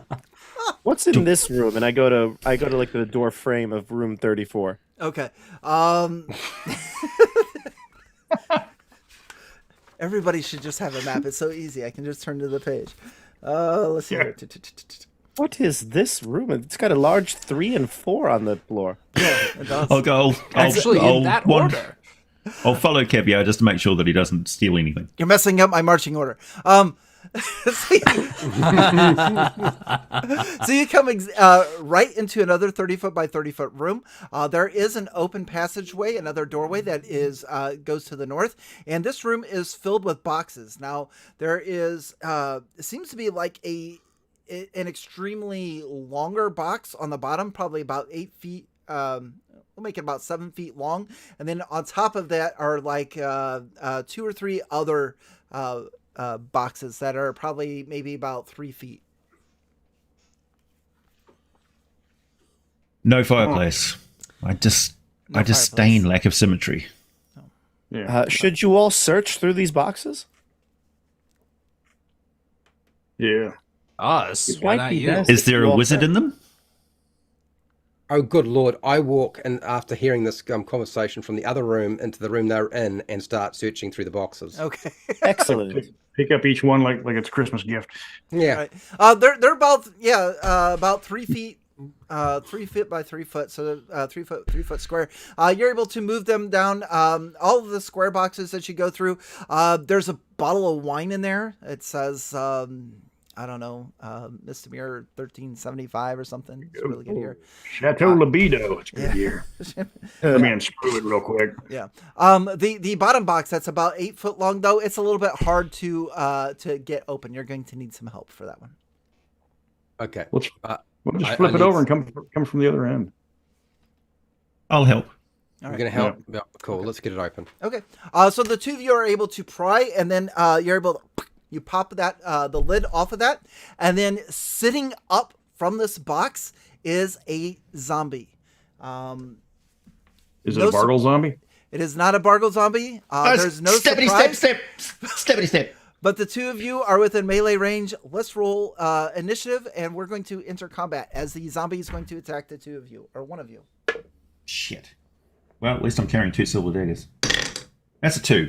A 2 is going to be good enough to have initiative. So the two of you, let's go in order as far as, is there any turning that is wanting to take place on this? Yeah. Well, I've got a torch and I've got a Turn shield that, on right? and a torch in my hand. So I'm going to drop the torch on the ground, and I'm assuming I have to grab the most holy symbol while I'm doing this.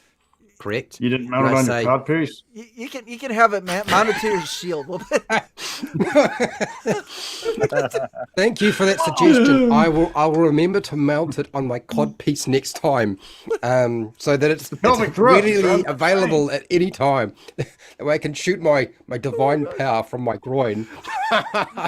No, I'm not currently. It's not there, but I'm holding it, and I say, "Be gone, by Eater, right now." Well, I'm going to stab it with my my dagger before you probably do that. Okay, Well, you do that. Hopefully. No, I'm not. so Fred, I'd like you to roll 2d6. And I forgot Okay, I what your can do that. turntable is. Look on your turntable for a zombie.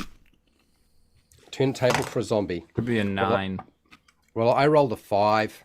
Okay. That don't seem good. The zombie's going to shake its head no. Okay. I was like, darn it.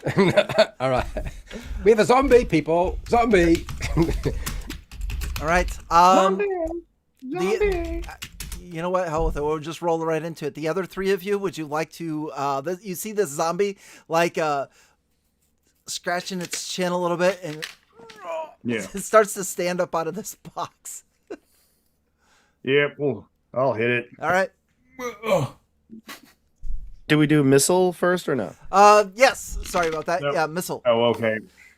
Because I'm not anywhere near this thing. I'm in the doorway still. Sipping on your I was wine. supervising. What? Don't hit Yeah, I me. was supervising. Yeah. I'll drop my wine. I'll startle and give a shriek. Drop my glass and ready my bow. Yeah. A 15 That's why I in total, missed which is the smell of spilt wine. Armor class. armor class 4. That's gonna hit. I do 1 point of damage. All right. Yeah. So you spilled your wine while you did that as well. Yes, I dropped the whole thing. Oh my god! At least we found this whole crate. Oh, there's just one bottle in there, and it's not Oh, near you as found good a as new what bottle. you had. 1 point of damage. Okay. Toothsome, what do you got for us? Attack. Oh, do some. Hold on a second. I got a. What armor class did I hit? 12. I hit armor class 7 That's gonna hit as well. for 3 points of damage. All right. It is still coming out of this box here. That leaves us to Relish. You're the last one. I'm also going to attempt a turn. Okay. And I roll 2d6. 2d6. If I can find another one. There it is. I'm going to turn myself and run. 6. 6. I don't think Nice. it's going to be good enough, right? Nope. No. No, I need Alright. a 9. All right. So what I'm going to do, we've got 3 of you, 1, 2, 3 that are standing around the zombie that have all made melee attacks. I will roll randomly to determine which one of you. It is going to look at you, Salad, and it is going to try to. It looks up, it looks at its hand, it reaches down back into the box, pulls out a rusty short sword, and then swings it at you. That's the best way I could. Just watch it go in. Oh. Oh man, I lost my sheet. That is going to be a 12, which is an armor class of. I'm sorry. He's up 2 plus armor class of 10. 10. No. Nope. Sorry. Armor class of 5. Oh, that equals. That equals. Okay.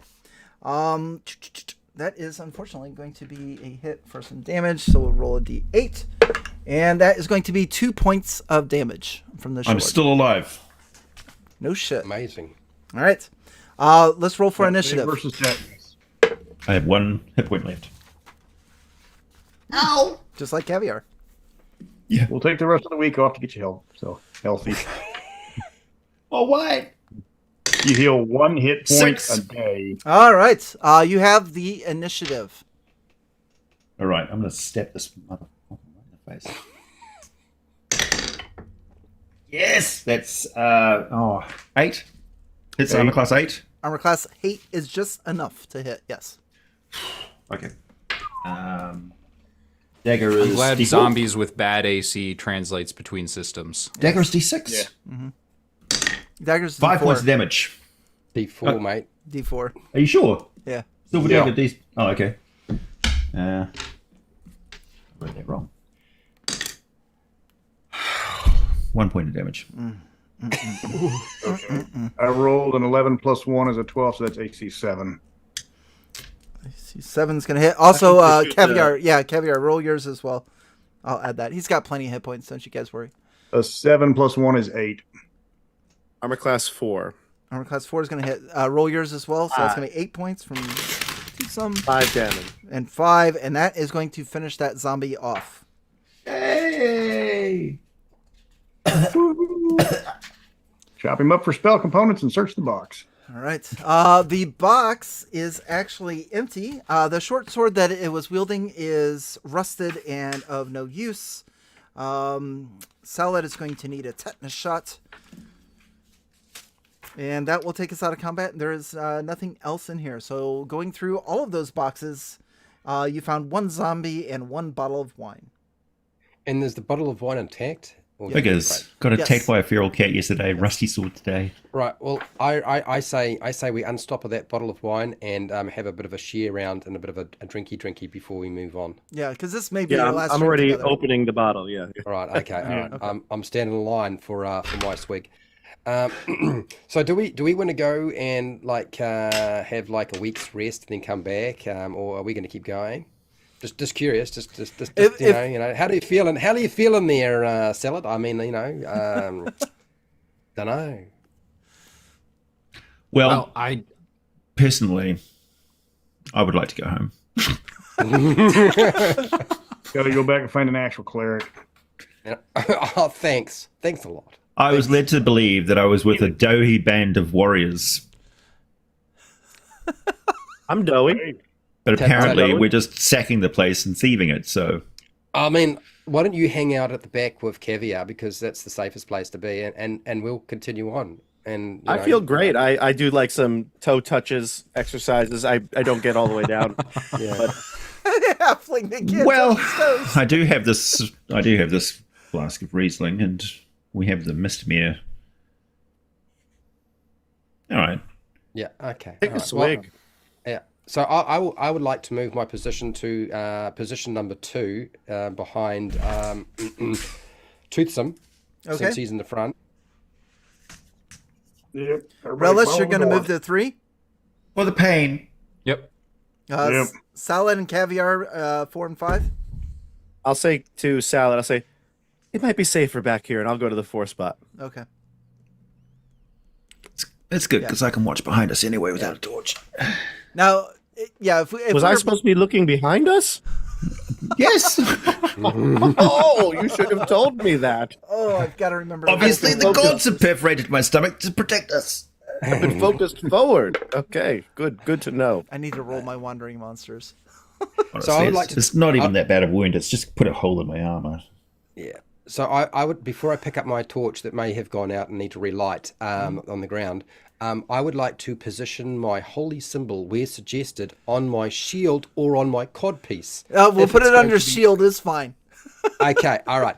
Is it effective on a shield? It or do it I is. need to be It is holding? effective. It is totally effective. Okay. You're good. Do I need to duct tape it in place, or can I just use chewing gum or something like that? A little bit of zombie residue, and you're able to stick it on there, and it's fine. Right. Excellent. Grab my torch, relight it, and I'm ready to go. Right behind Toothsome. Let's get going. Okay. I would like to point out that if we were playing in a campaign, you guys would probably turn back and get some healing and whatnot or whatever. But since we are going balls to the wall, beware of dog tonight. Let's continue on and see see what happens. Cool. All right. So you guys have a door, an opening to the north, or you can go back the way that you came. Well, let's figure we going north. All right. Forward. All right. Lead the way, tough guy. So, Yep. so moving forward, this is like a closet area. It's a 10 by 30 foot area. And to some, as you come around the corner into this room, you are face to face with a zombie. Now, in basic D&D, zombies never win initiative. They're a little bit slower. So you are face to face with it. And as you're looking at it, you see behind him is another zombie. And behind that is another zombie. There's 3 of them. Okay, let's form up ranks so that we only they can. It looks like 10 across, so we can face 10. We can 2 on 2. Yeah. So as you're doing combat in this kind of a closed area, if you want to like swing and move back a little bit so everybody else can get in, you can do that as well. He's got a spear, can swing over me. I got a spear. Yeah, I'm short. Alrighty. We will not have missile fire on this one because unfortunately, Caviar, from your position, you can't see. He just walked right around the corner and just like, oh, hey, sorry, didn't see you there. It's not a height thing. Yeah. Get on his it's shoulders. Understood. It's We've part of got my chairs in the other room. Yeah. So, Great idea. I'll have a seat while you fight.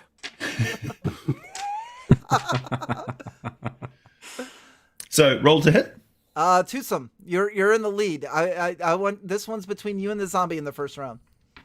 Walked right into him. So, yeah, that's a hit and 6 points of damage. Okay. Let me roll some hit points for this guy. It's actually harder to miss these things than it is to hit them. I'll make that their 6 initiative points of roll damage? just a second. Yeah. I just rolled a 1 for our next round of initiative. 6 We points of always damage. they're zombies. We always go first. Yep. For the next round. It staggers a bit, and then it has a short sword in its hand and just comes over at you. That is going to be a miss on its part. So that will be our surprise round between the two of you. I imagine, did you want to back out of this closet a little bit to give more room to your comrades to get in? Or do you want Well, to... the figure, he's got a spear, so he can swing over me. It's a 10 by 10 room, so I can scooch over, and we can fight two abreast. All right, we can do that. Nutella was right behind you as well. I will fill in beside him, Okay. and I've got my torch still going, but I've got my holy symbol, so I'm all ready to do the turny undead thingy. All right, roll 2d6. I don't know. Do you want everybody else to move into position before I do this, or? No, go ahead and roll. Because if they run away, we can. Oh, forget it. I rolled a 1 and a 2, so I That's- suck shit as a cleric. Yeah. For those of you in the 4 and 5 position, which is Salad and Caviar, you just see your other 3 friends moving up, and there's shit going on. Imagine that they walked around this corner, and you can see like, oh fuck, you know. Okay. Perhaps it would be best if we went the other way. Well, I have a spear. Yeah. Okay. If you want to come up and get in on that, you as well, Relish. I got the Viking I horns. will attempt to turn again. Yeah. Right. I got the Viking horns, AJ. Just use it like a pool cue. Yeah. 10 to turn. 10 to turn. Is that beats the 9? Is that correct? Yep. All right. So you as a cleric have succeeded on turning the zombies. Now I as the dungeon master am going to roll 2d6, and that number of hit die are going to be turned. Now a zombie in BECMI is a 2 hit die monster, and you watch as all 3 of these, especially the 2 of you in the front row, all 3 of these zombies like do an about face, like military style, There was 4 of them. and they start walking away. Oh. Do they carry on going if we like stab them in the back? And you are correct. There are 4 of them. Yes. Yeah. But they are starting to flee. Also, what the hell is that thing that's called in a pool game where you put your cue on it? It's called a bridge, bridge? or a crutch. Oh, okay. Yeah. Thank you. And we're going back to crutches again, are we? I'll stab a zombie in the crotch. So I mean, I don't care. for those of you watching at home, we are in area 35. I can't ping. Why can't I ping? Right there Not even- at the opening, and the zombies are going to walk west into another open area. Now you guys can pursue. Flounce away. Flounce away. You can. So they're pursue, going or into the building. Yeah. you can either pursue. Tell me they're or doing you can the- go the other the- way. Caviar would like to go the other way, actually. Going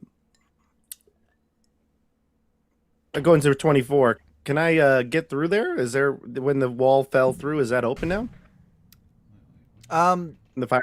The fireplace? No, it just caved in the fireplace. And they're going west. West? Yeah. I'm going west. Yeah. Yeah, I think the zombies are fleeing into 26. That will take them Yeah. outside of the building. Hmm? No. Nope. No, east. We're in 35. Oh, we They're- turned east. Ah, I see. Okay. Yeah. So it's a wing of the building. Yeah. Yeah.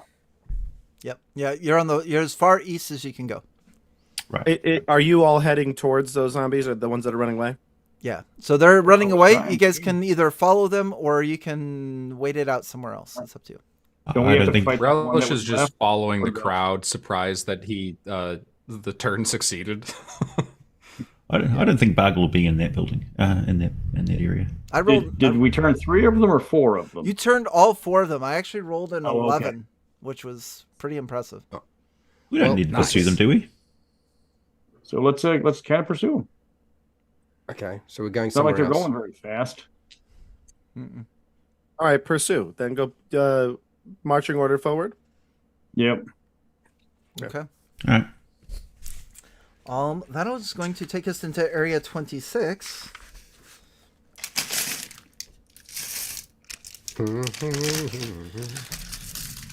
I'll whisper to Salad.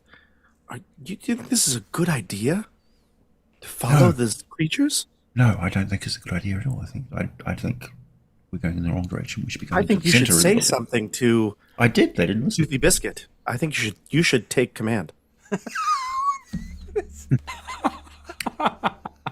Well, technically, we're in the lead. We're in the lead of leaving.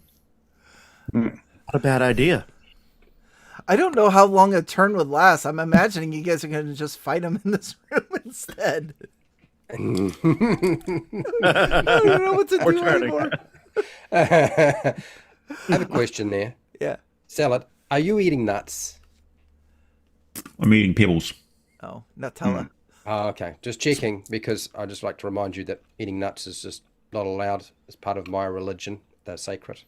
So just checking. What do you call these over in? Well, these are like M&Ms or whatever over in the States, aren't they? M&Ms, yeah. Yeah. Well, these are.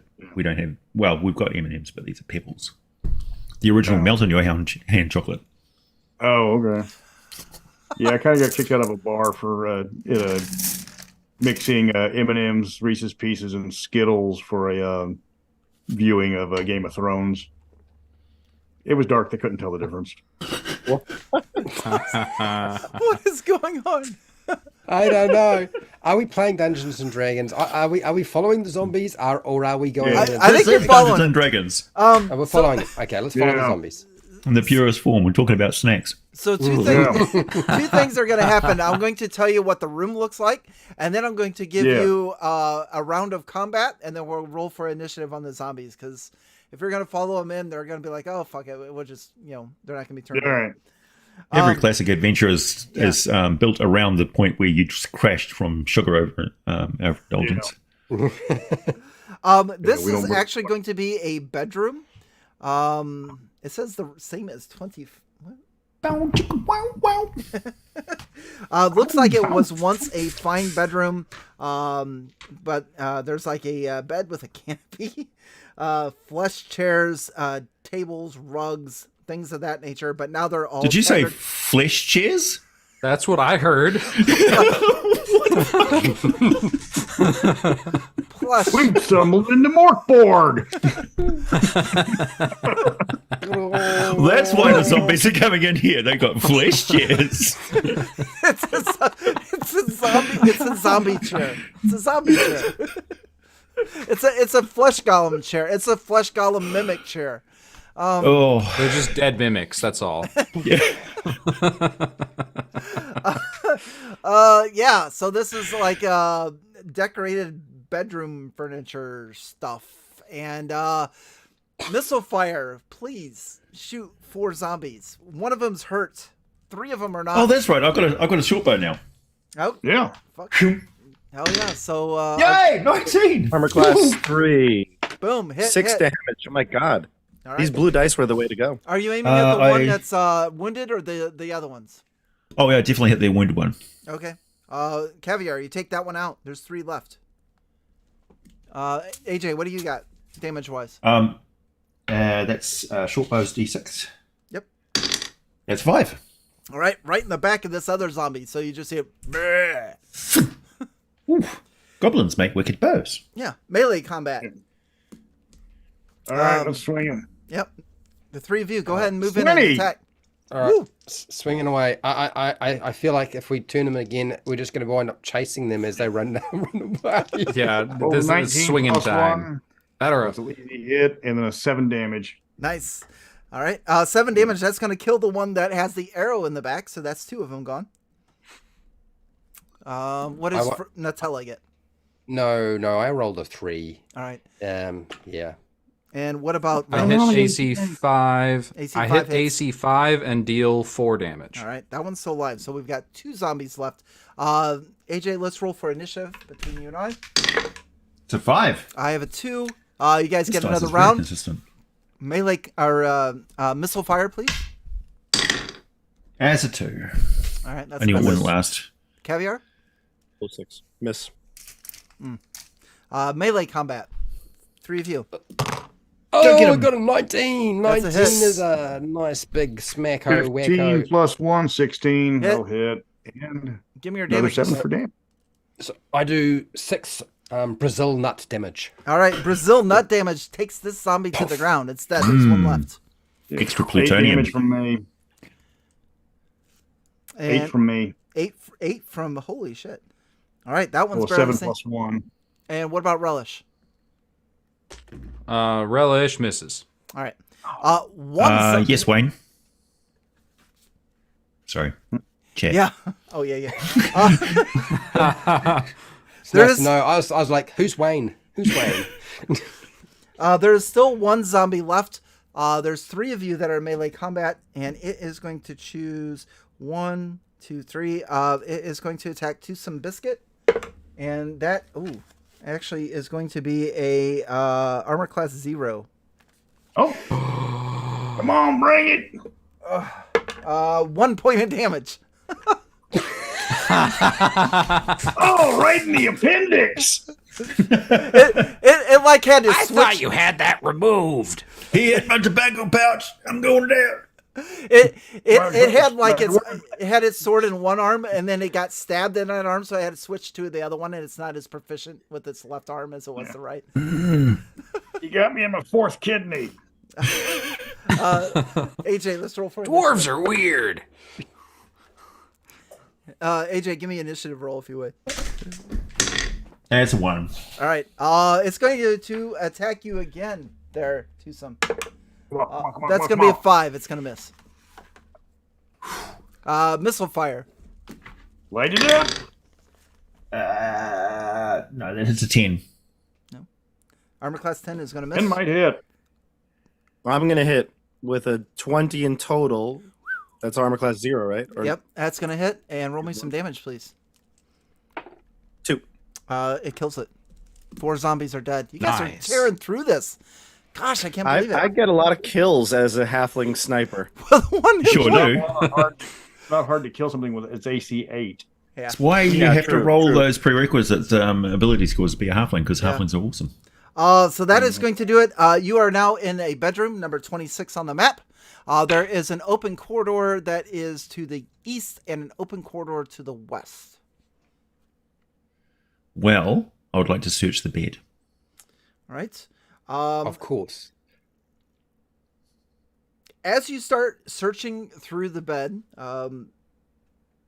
you see that it is covered with like a slight layer of dust. If you disturb this dust, it could poof up. Do you want to continue searching it? Why don't you just No. pull a sheet off? No, I'm gonna go no on the dust. Okay. I'm an elf photo. Yeah. All right. Can we see the room 23 that we like blocked off? Yes, and it just looks like an open room, a 20 by 30 foot open room. Is there a door to the north I can see in the picture? Yes, there absolutely is. Does it have a keyhole? Are you like looking around the corner of the Just door? checking already open doors for holes. If You would I have were to go designing this home, investigate. if I were designing this home, I would say certainly there's going to be some sort of dining hall beyond this. It would be my guess. Perhaps there's food. Perhaps we could feast and rest. Perhaps. And if the pattern continues, the next keyhole will indeed be brass. You should never mix metals. Never ever. I say Or let come us to an go. open door, and that's what the key opens. Well, I would put closed doors between me and a bunch of zombies if I was living here.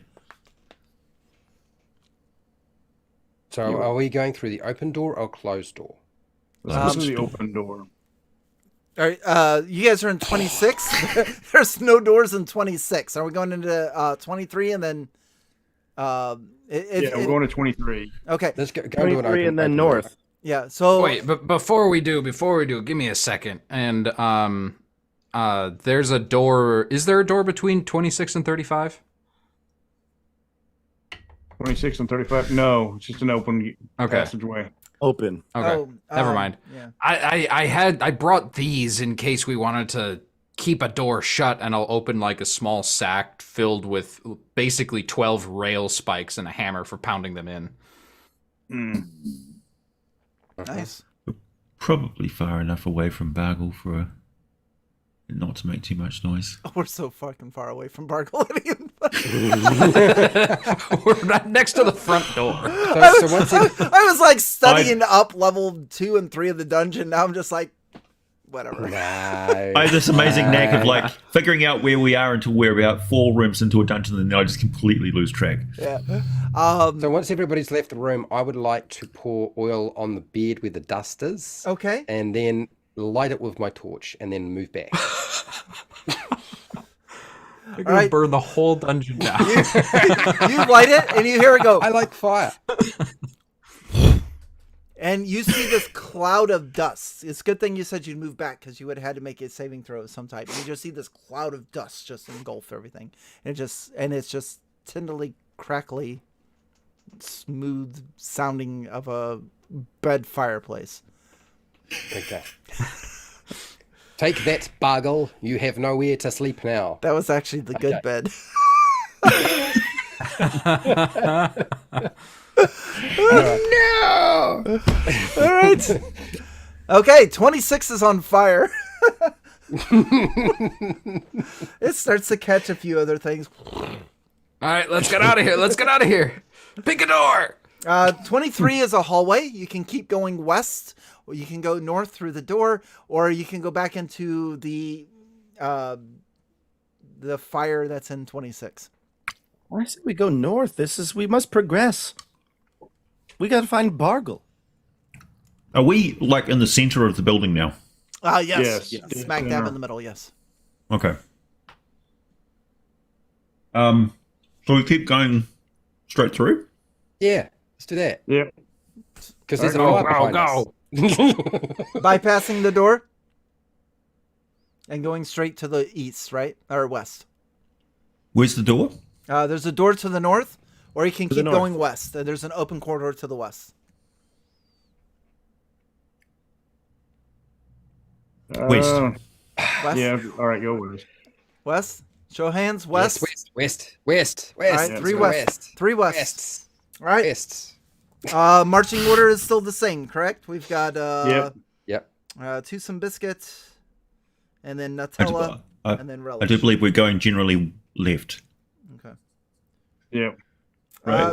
We're not in a maze, so we don't have to worry about Correct. just following the left wall or the right Yeah. wall. So No, we're going through the middle of the. We're cross-secting the building now. right. Yeah. So as you enter this room, this is another bedroom. This is a 30 by 40 foot room. There are open passageways. There's actually 2 of them that continue going to the west. There's one in, we'll say, upper west side and lower west side, I guess. There's also... See, this is where I would have put a library.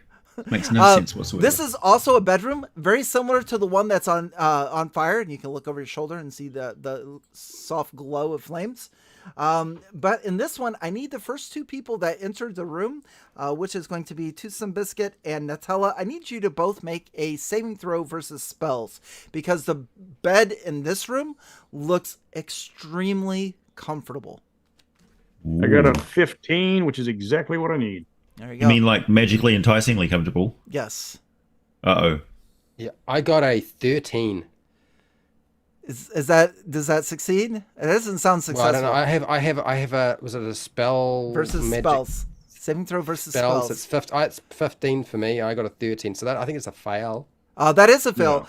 So all of you watch as Nutella goes over to this moldy looking bed after he just set the last one on fire, which was the good bed.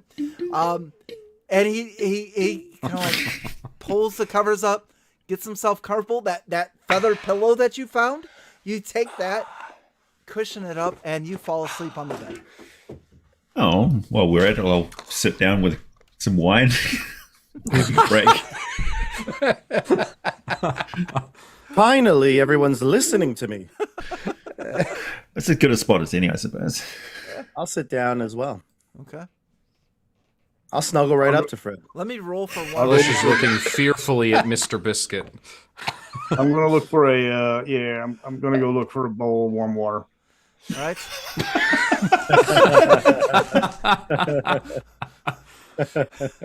Is there any chance that there's magic in here for me to read with a spell? What's that? Why Is would you there any- ask? He wants to use his only spell before this is over. You want to read magic?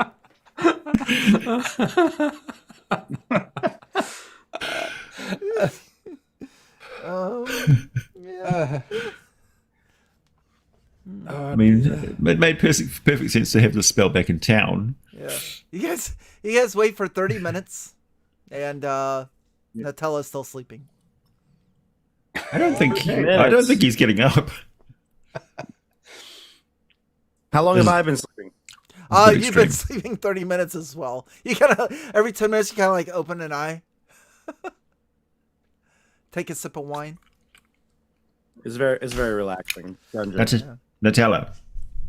So that's perfect place to finish as a climax. Is I fall asleep on a bed and everybody's sitting around watching me sleep. I mean, if I can't think of a better way to finish an adventure, then next week we will find out how much longer Nutella sleeps. Yes. It's been 6 days. Do you think we should wake him? Yes, I mean, He's starting to smell. It's been 1 week since you fell asleep. The bed is on fire. You set the other bed on fire. Yeah, so we are at the 2-hour mark. I can't freaking believe it. We can end there with everybody. I guess everybody's still alive. It doesn't I'm matter. alive. I would keep rolling for wandering monsters the longer you wait, but Nutella is not going to wake up with your current plan. If we come back in a week, do I heal a hit point? Every day you heal 1 hit point plus your Constitution bonus. I mean, real time. Yeah. Yeah, so I will. I think that's it for us, man. That was. yes, I think we're done. We're done. We did not find the You didn't pretzel. find Bargle. No. Nobody died. No. And nobody If only died. you listened to me and we had called for Bargle, we could have negotiated. Oh. If And We now, would have had all of the zombies arrive. yeah. Technically, Nutella, you would have. no, don't tell me. Please don't tell me. Please don't tell me because Are we gonna? I have. If there's no chance of continuing this, I want to tell you. I know. Oh, you we're want to not tell me. continuing? I'll We can. continue. We can. It- It's up to you. the problem is we've got to have everybody agree to continue, to be able to continue, and that doesn't mean that I don't know that everybody's going to be available the next time we are doing this Game It's Master been Roundtable. 1 week since you looked at me. I, aside from all of the, self-employment and Kickstarter and all that sort of stuff, I don't really have much else going on in my life. We can definitely. We can I'll come definitely discuss that when we get off. So let's go ahead and end it here. That's it. That was the Redbox intro adventure.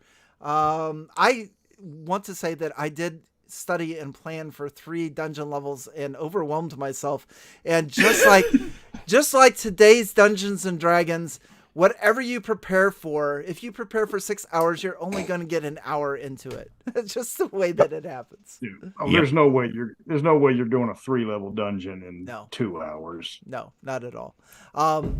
But yeah, so that was interesting. Any thoughts on that? Any expectations? Let's look at the new guys there. Dennis and Bob. What are your thoughts on that? I mean, what happened? The longer we played, the more and more it felt like I know we actually are playing an old game, but it like even if this was new and out of the box, and because it was for me, it still feels nostalgic. It still feels like a bunch of friends around a table screwing around, trying to figure out how the best way to move forward is. the closest analogy I can think of is I grew up like playing video games. One of my favorites was the first ever Ratchet and Clank game. And I have played that game so often that there's weird cheats where you can like move stupid fast because the game is broken and old. And I feel like that's what we were doing through this as well. Like if you play this game enough, you're going to know all of the intricacies and you can like wreck the system and try to see, like you could speed run this dungeon. Yeah. It feels very old video game-esque, which I appreciate the vibe of. Yeah. What about you, Bob? Yeah, oh, sorry. Go ahead. I was playing dumb the entire time because I ran this module just too much. Yeah, we can tell. All right, so I've before never actually run through this at all. I've never actually played D&D Basic, although I bought the box set and played the sort of solo games by myself. We actually just went straight to AD&D when we formed a group. So I had it, but I never actually played it. So you knew about the zombie in the box? No. Yeah, I did. It's so long, I've completely forgotten about it. I knew about what was going to wait for us when we go into the dining room. This dining room? Oh, what's in this next room? I wasn't even looking at that. Oh no, no, that dining room is pretty famous because it killed a lot of players. Oh really? It's got quite a few saber dies. If you're not, it seems famous. Yeah. Yeah. Where the fuck is Bargle anyway? We'll find out. We'll find out. Yeah, if we want to continue, we can keep it spoiler free for now, and that's something we can decide offline. We'll have to decide that tonight. Jay Bargle is an evil wizard who we are hunting. We've got a bounty. He's got 1,000 gold bounty on him, so we're hunting him down dead or alive. He's notorious for not dying when you kill him. Yeah. For those of you that are not familiar with Bargle, I will employ you once again to go to DriveThruRPG, find the red box D&D Player's Manual. It'll look like this, but in better shape and in PDF form. But download Bargle did this. Yeah, it's $4.99. He killed Alina, the bastard. He killed Alina. Spoiler. Yeah. That was in the intro. It was 30 years ago. It was in the intro. Tag fell off. But it's so nostalgic. You read through those two solo adventures, and you can see why Bargle is such an infamous villain in the world of Mistamere and in D&D in general. So Miss, I'll ask you, Mr. Glenn. Did I do okay? Did I catch everything? Was bravo. I didn't miss anything. I hope so far. I mean, there's like 6 rooms. I mean, it's this. What, Fred? I was curious. Before we just, I want to know what Bob thought because while he's trying to ask Bob, but I'm kind of curious. Yeah, Bob. What are your thoughts? Well, I mean, I think it felt like D&D. I mean, I play 5e. I played every edition pretty much at this point, and I did play this when I was a kid.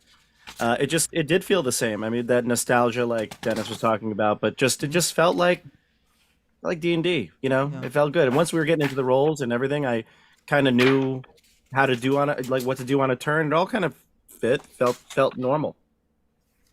Nice. Now, Bob and Dennis, you've both played in one of my games before.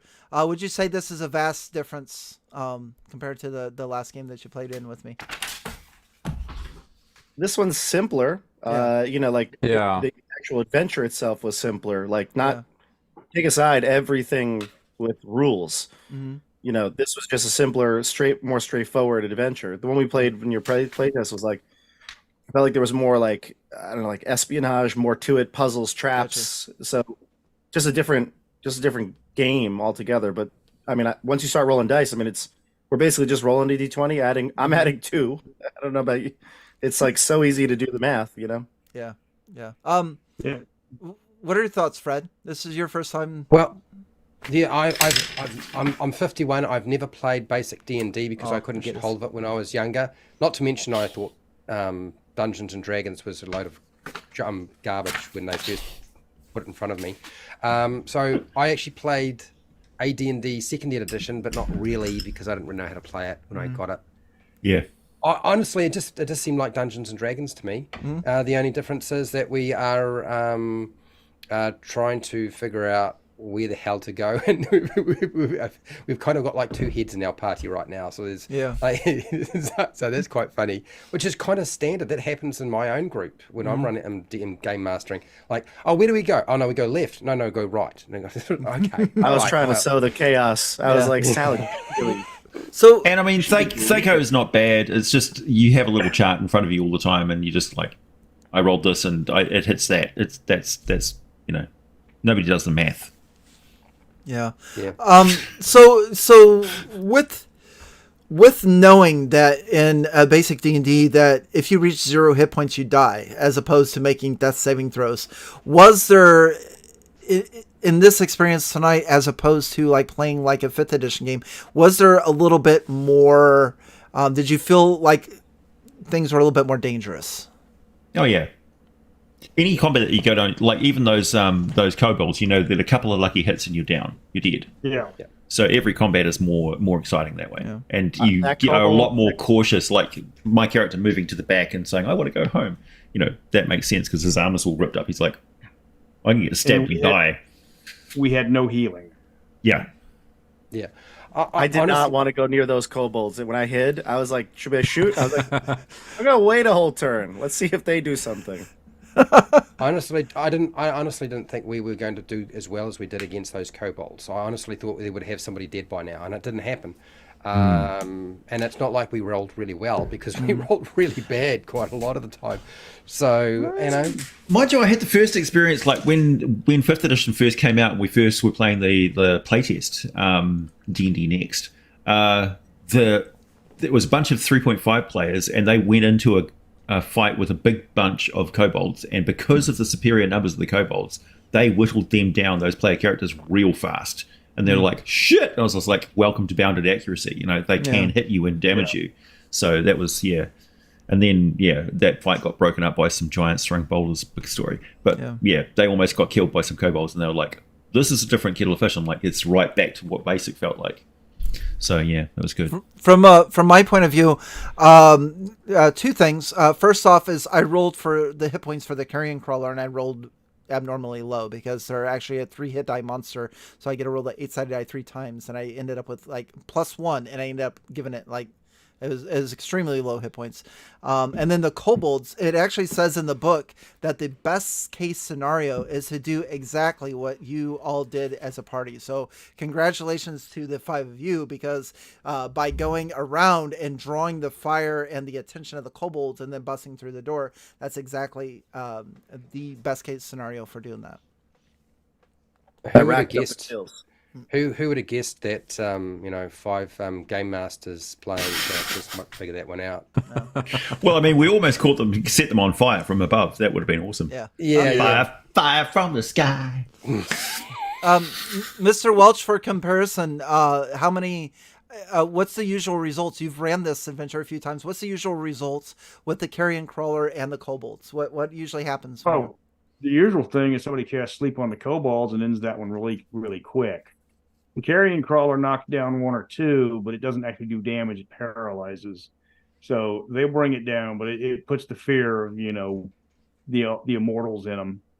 But the kobolds are there to emphasize the importance of a sleep spell. The zombies, on the other hand, are you can hit them easy, but they don't go, it takes 2 or 3 hits to take each one of them down. And they hit harder because they do D8 while a kobold does like a D4. Yeah. That's going to be the paralysis is one of those things where if you team it up with anything that does damage, it gets lethal real quick. That's why the Chul is one of the most lethal monsters in D&D, because it paralyzes and drowns you. So and the carrion crawler. That's why you face the carrion crawler without anything else, because it just paralyzes. Yeah. And so the plan of that is once it paralyzes, it goes for the rest of you. If you all get paralyzed, you just get pulled into the hole, and that's it. Yeah. Just lays eggs in you, and they hatch and feed on you. Yeah. Like a parasite wasp. Yeah. Very good. Any other thoughts or questions before we take this off air? Or I hope everybody had fun. Yeah, I certainly did. Awesome. Yeah. Blast. Thank you, Wally.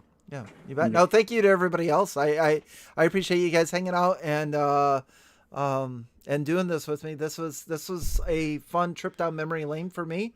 Like I said, I haven't done BECMI in over 20 years. I know Mr. Welch is heavily engrossed in it with his YouTube channel and his games. But outside of you, the rest of us either it's been a long time like AJ and I and Bob or haven't played at all. So it was... I look forward to running you guys through some Forbidden Lands at some point, or just a homebrew version with this rule set, because it's the shit. I'd love that. Yeah, I've been trying to get into that for a while. Well, I'm thinking, because I remember Mark from Dungeon Class had said he wanted to run Shadow Dark, and I'm all for doing Shadow Dark. Yeah, me too. Yeah, so... it's great. Anything but 5th edition at this point. It's fine by me.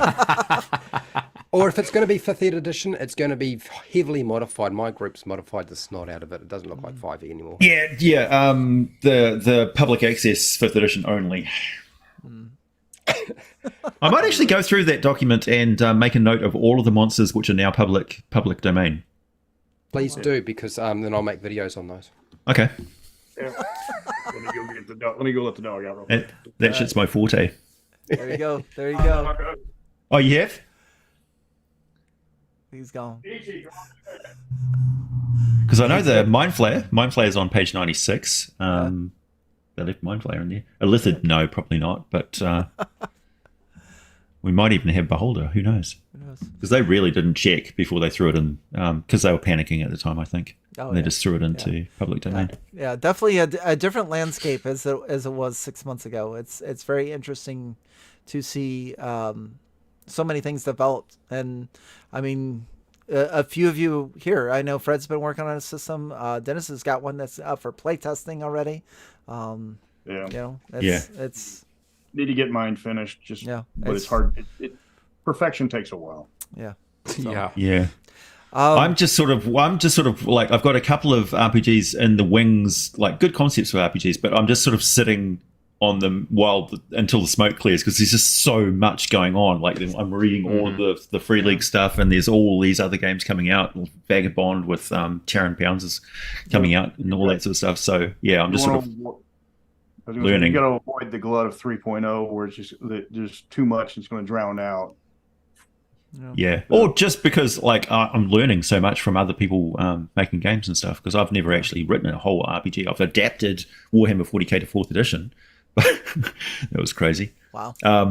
But yeah, that was a lot of writing, a lot of typing. Yeah. All right, I am going to go ahead and get us off live here.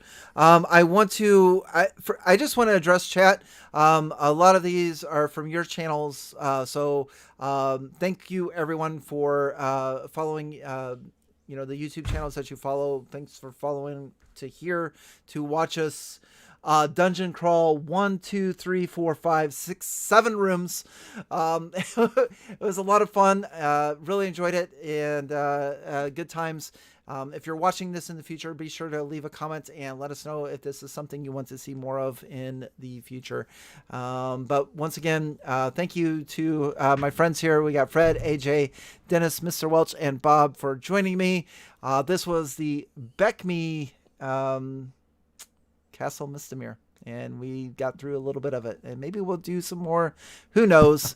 We'll have to see. Thank you to chat. I didn't get time to look over there, but there was so much great chat going on over there. Thank you very much for supporting us, and let's get out of here. So on to the next, everyone.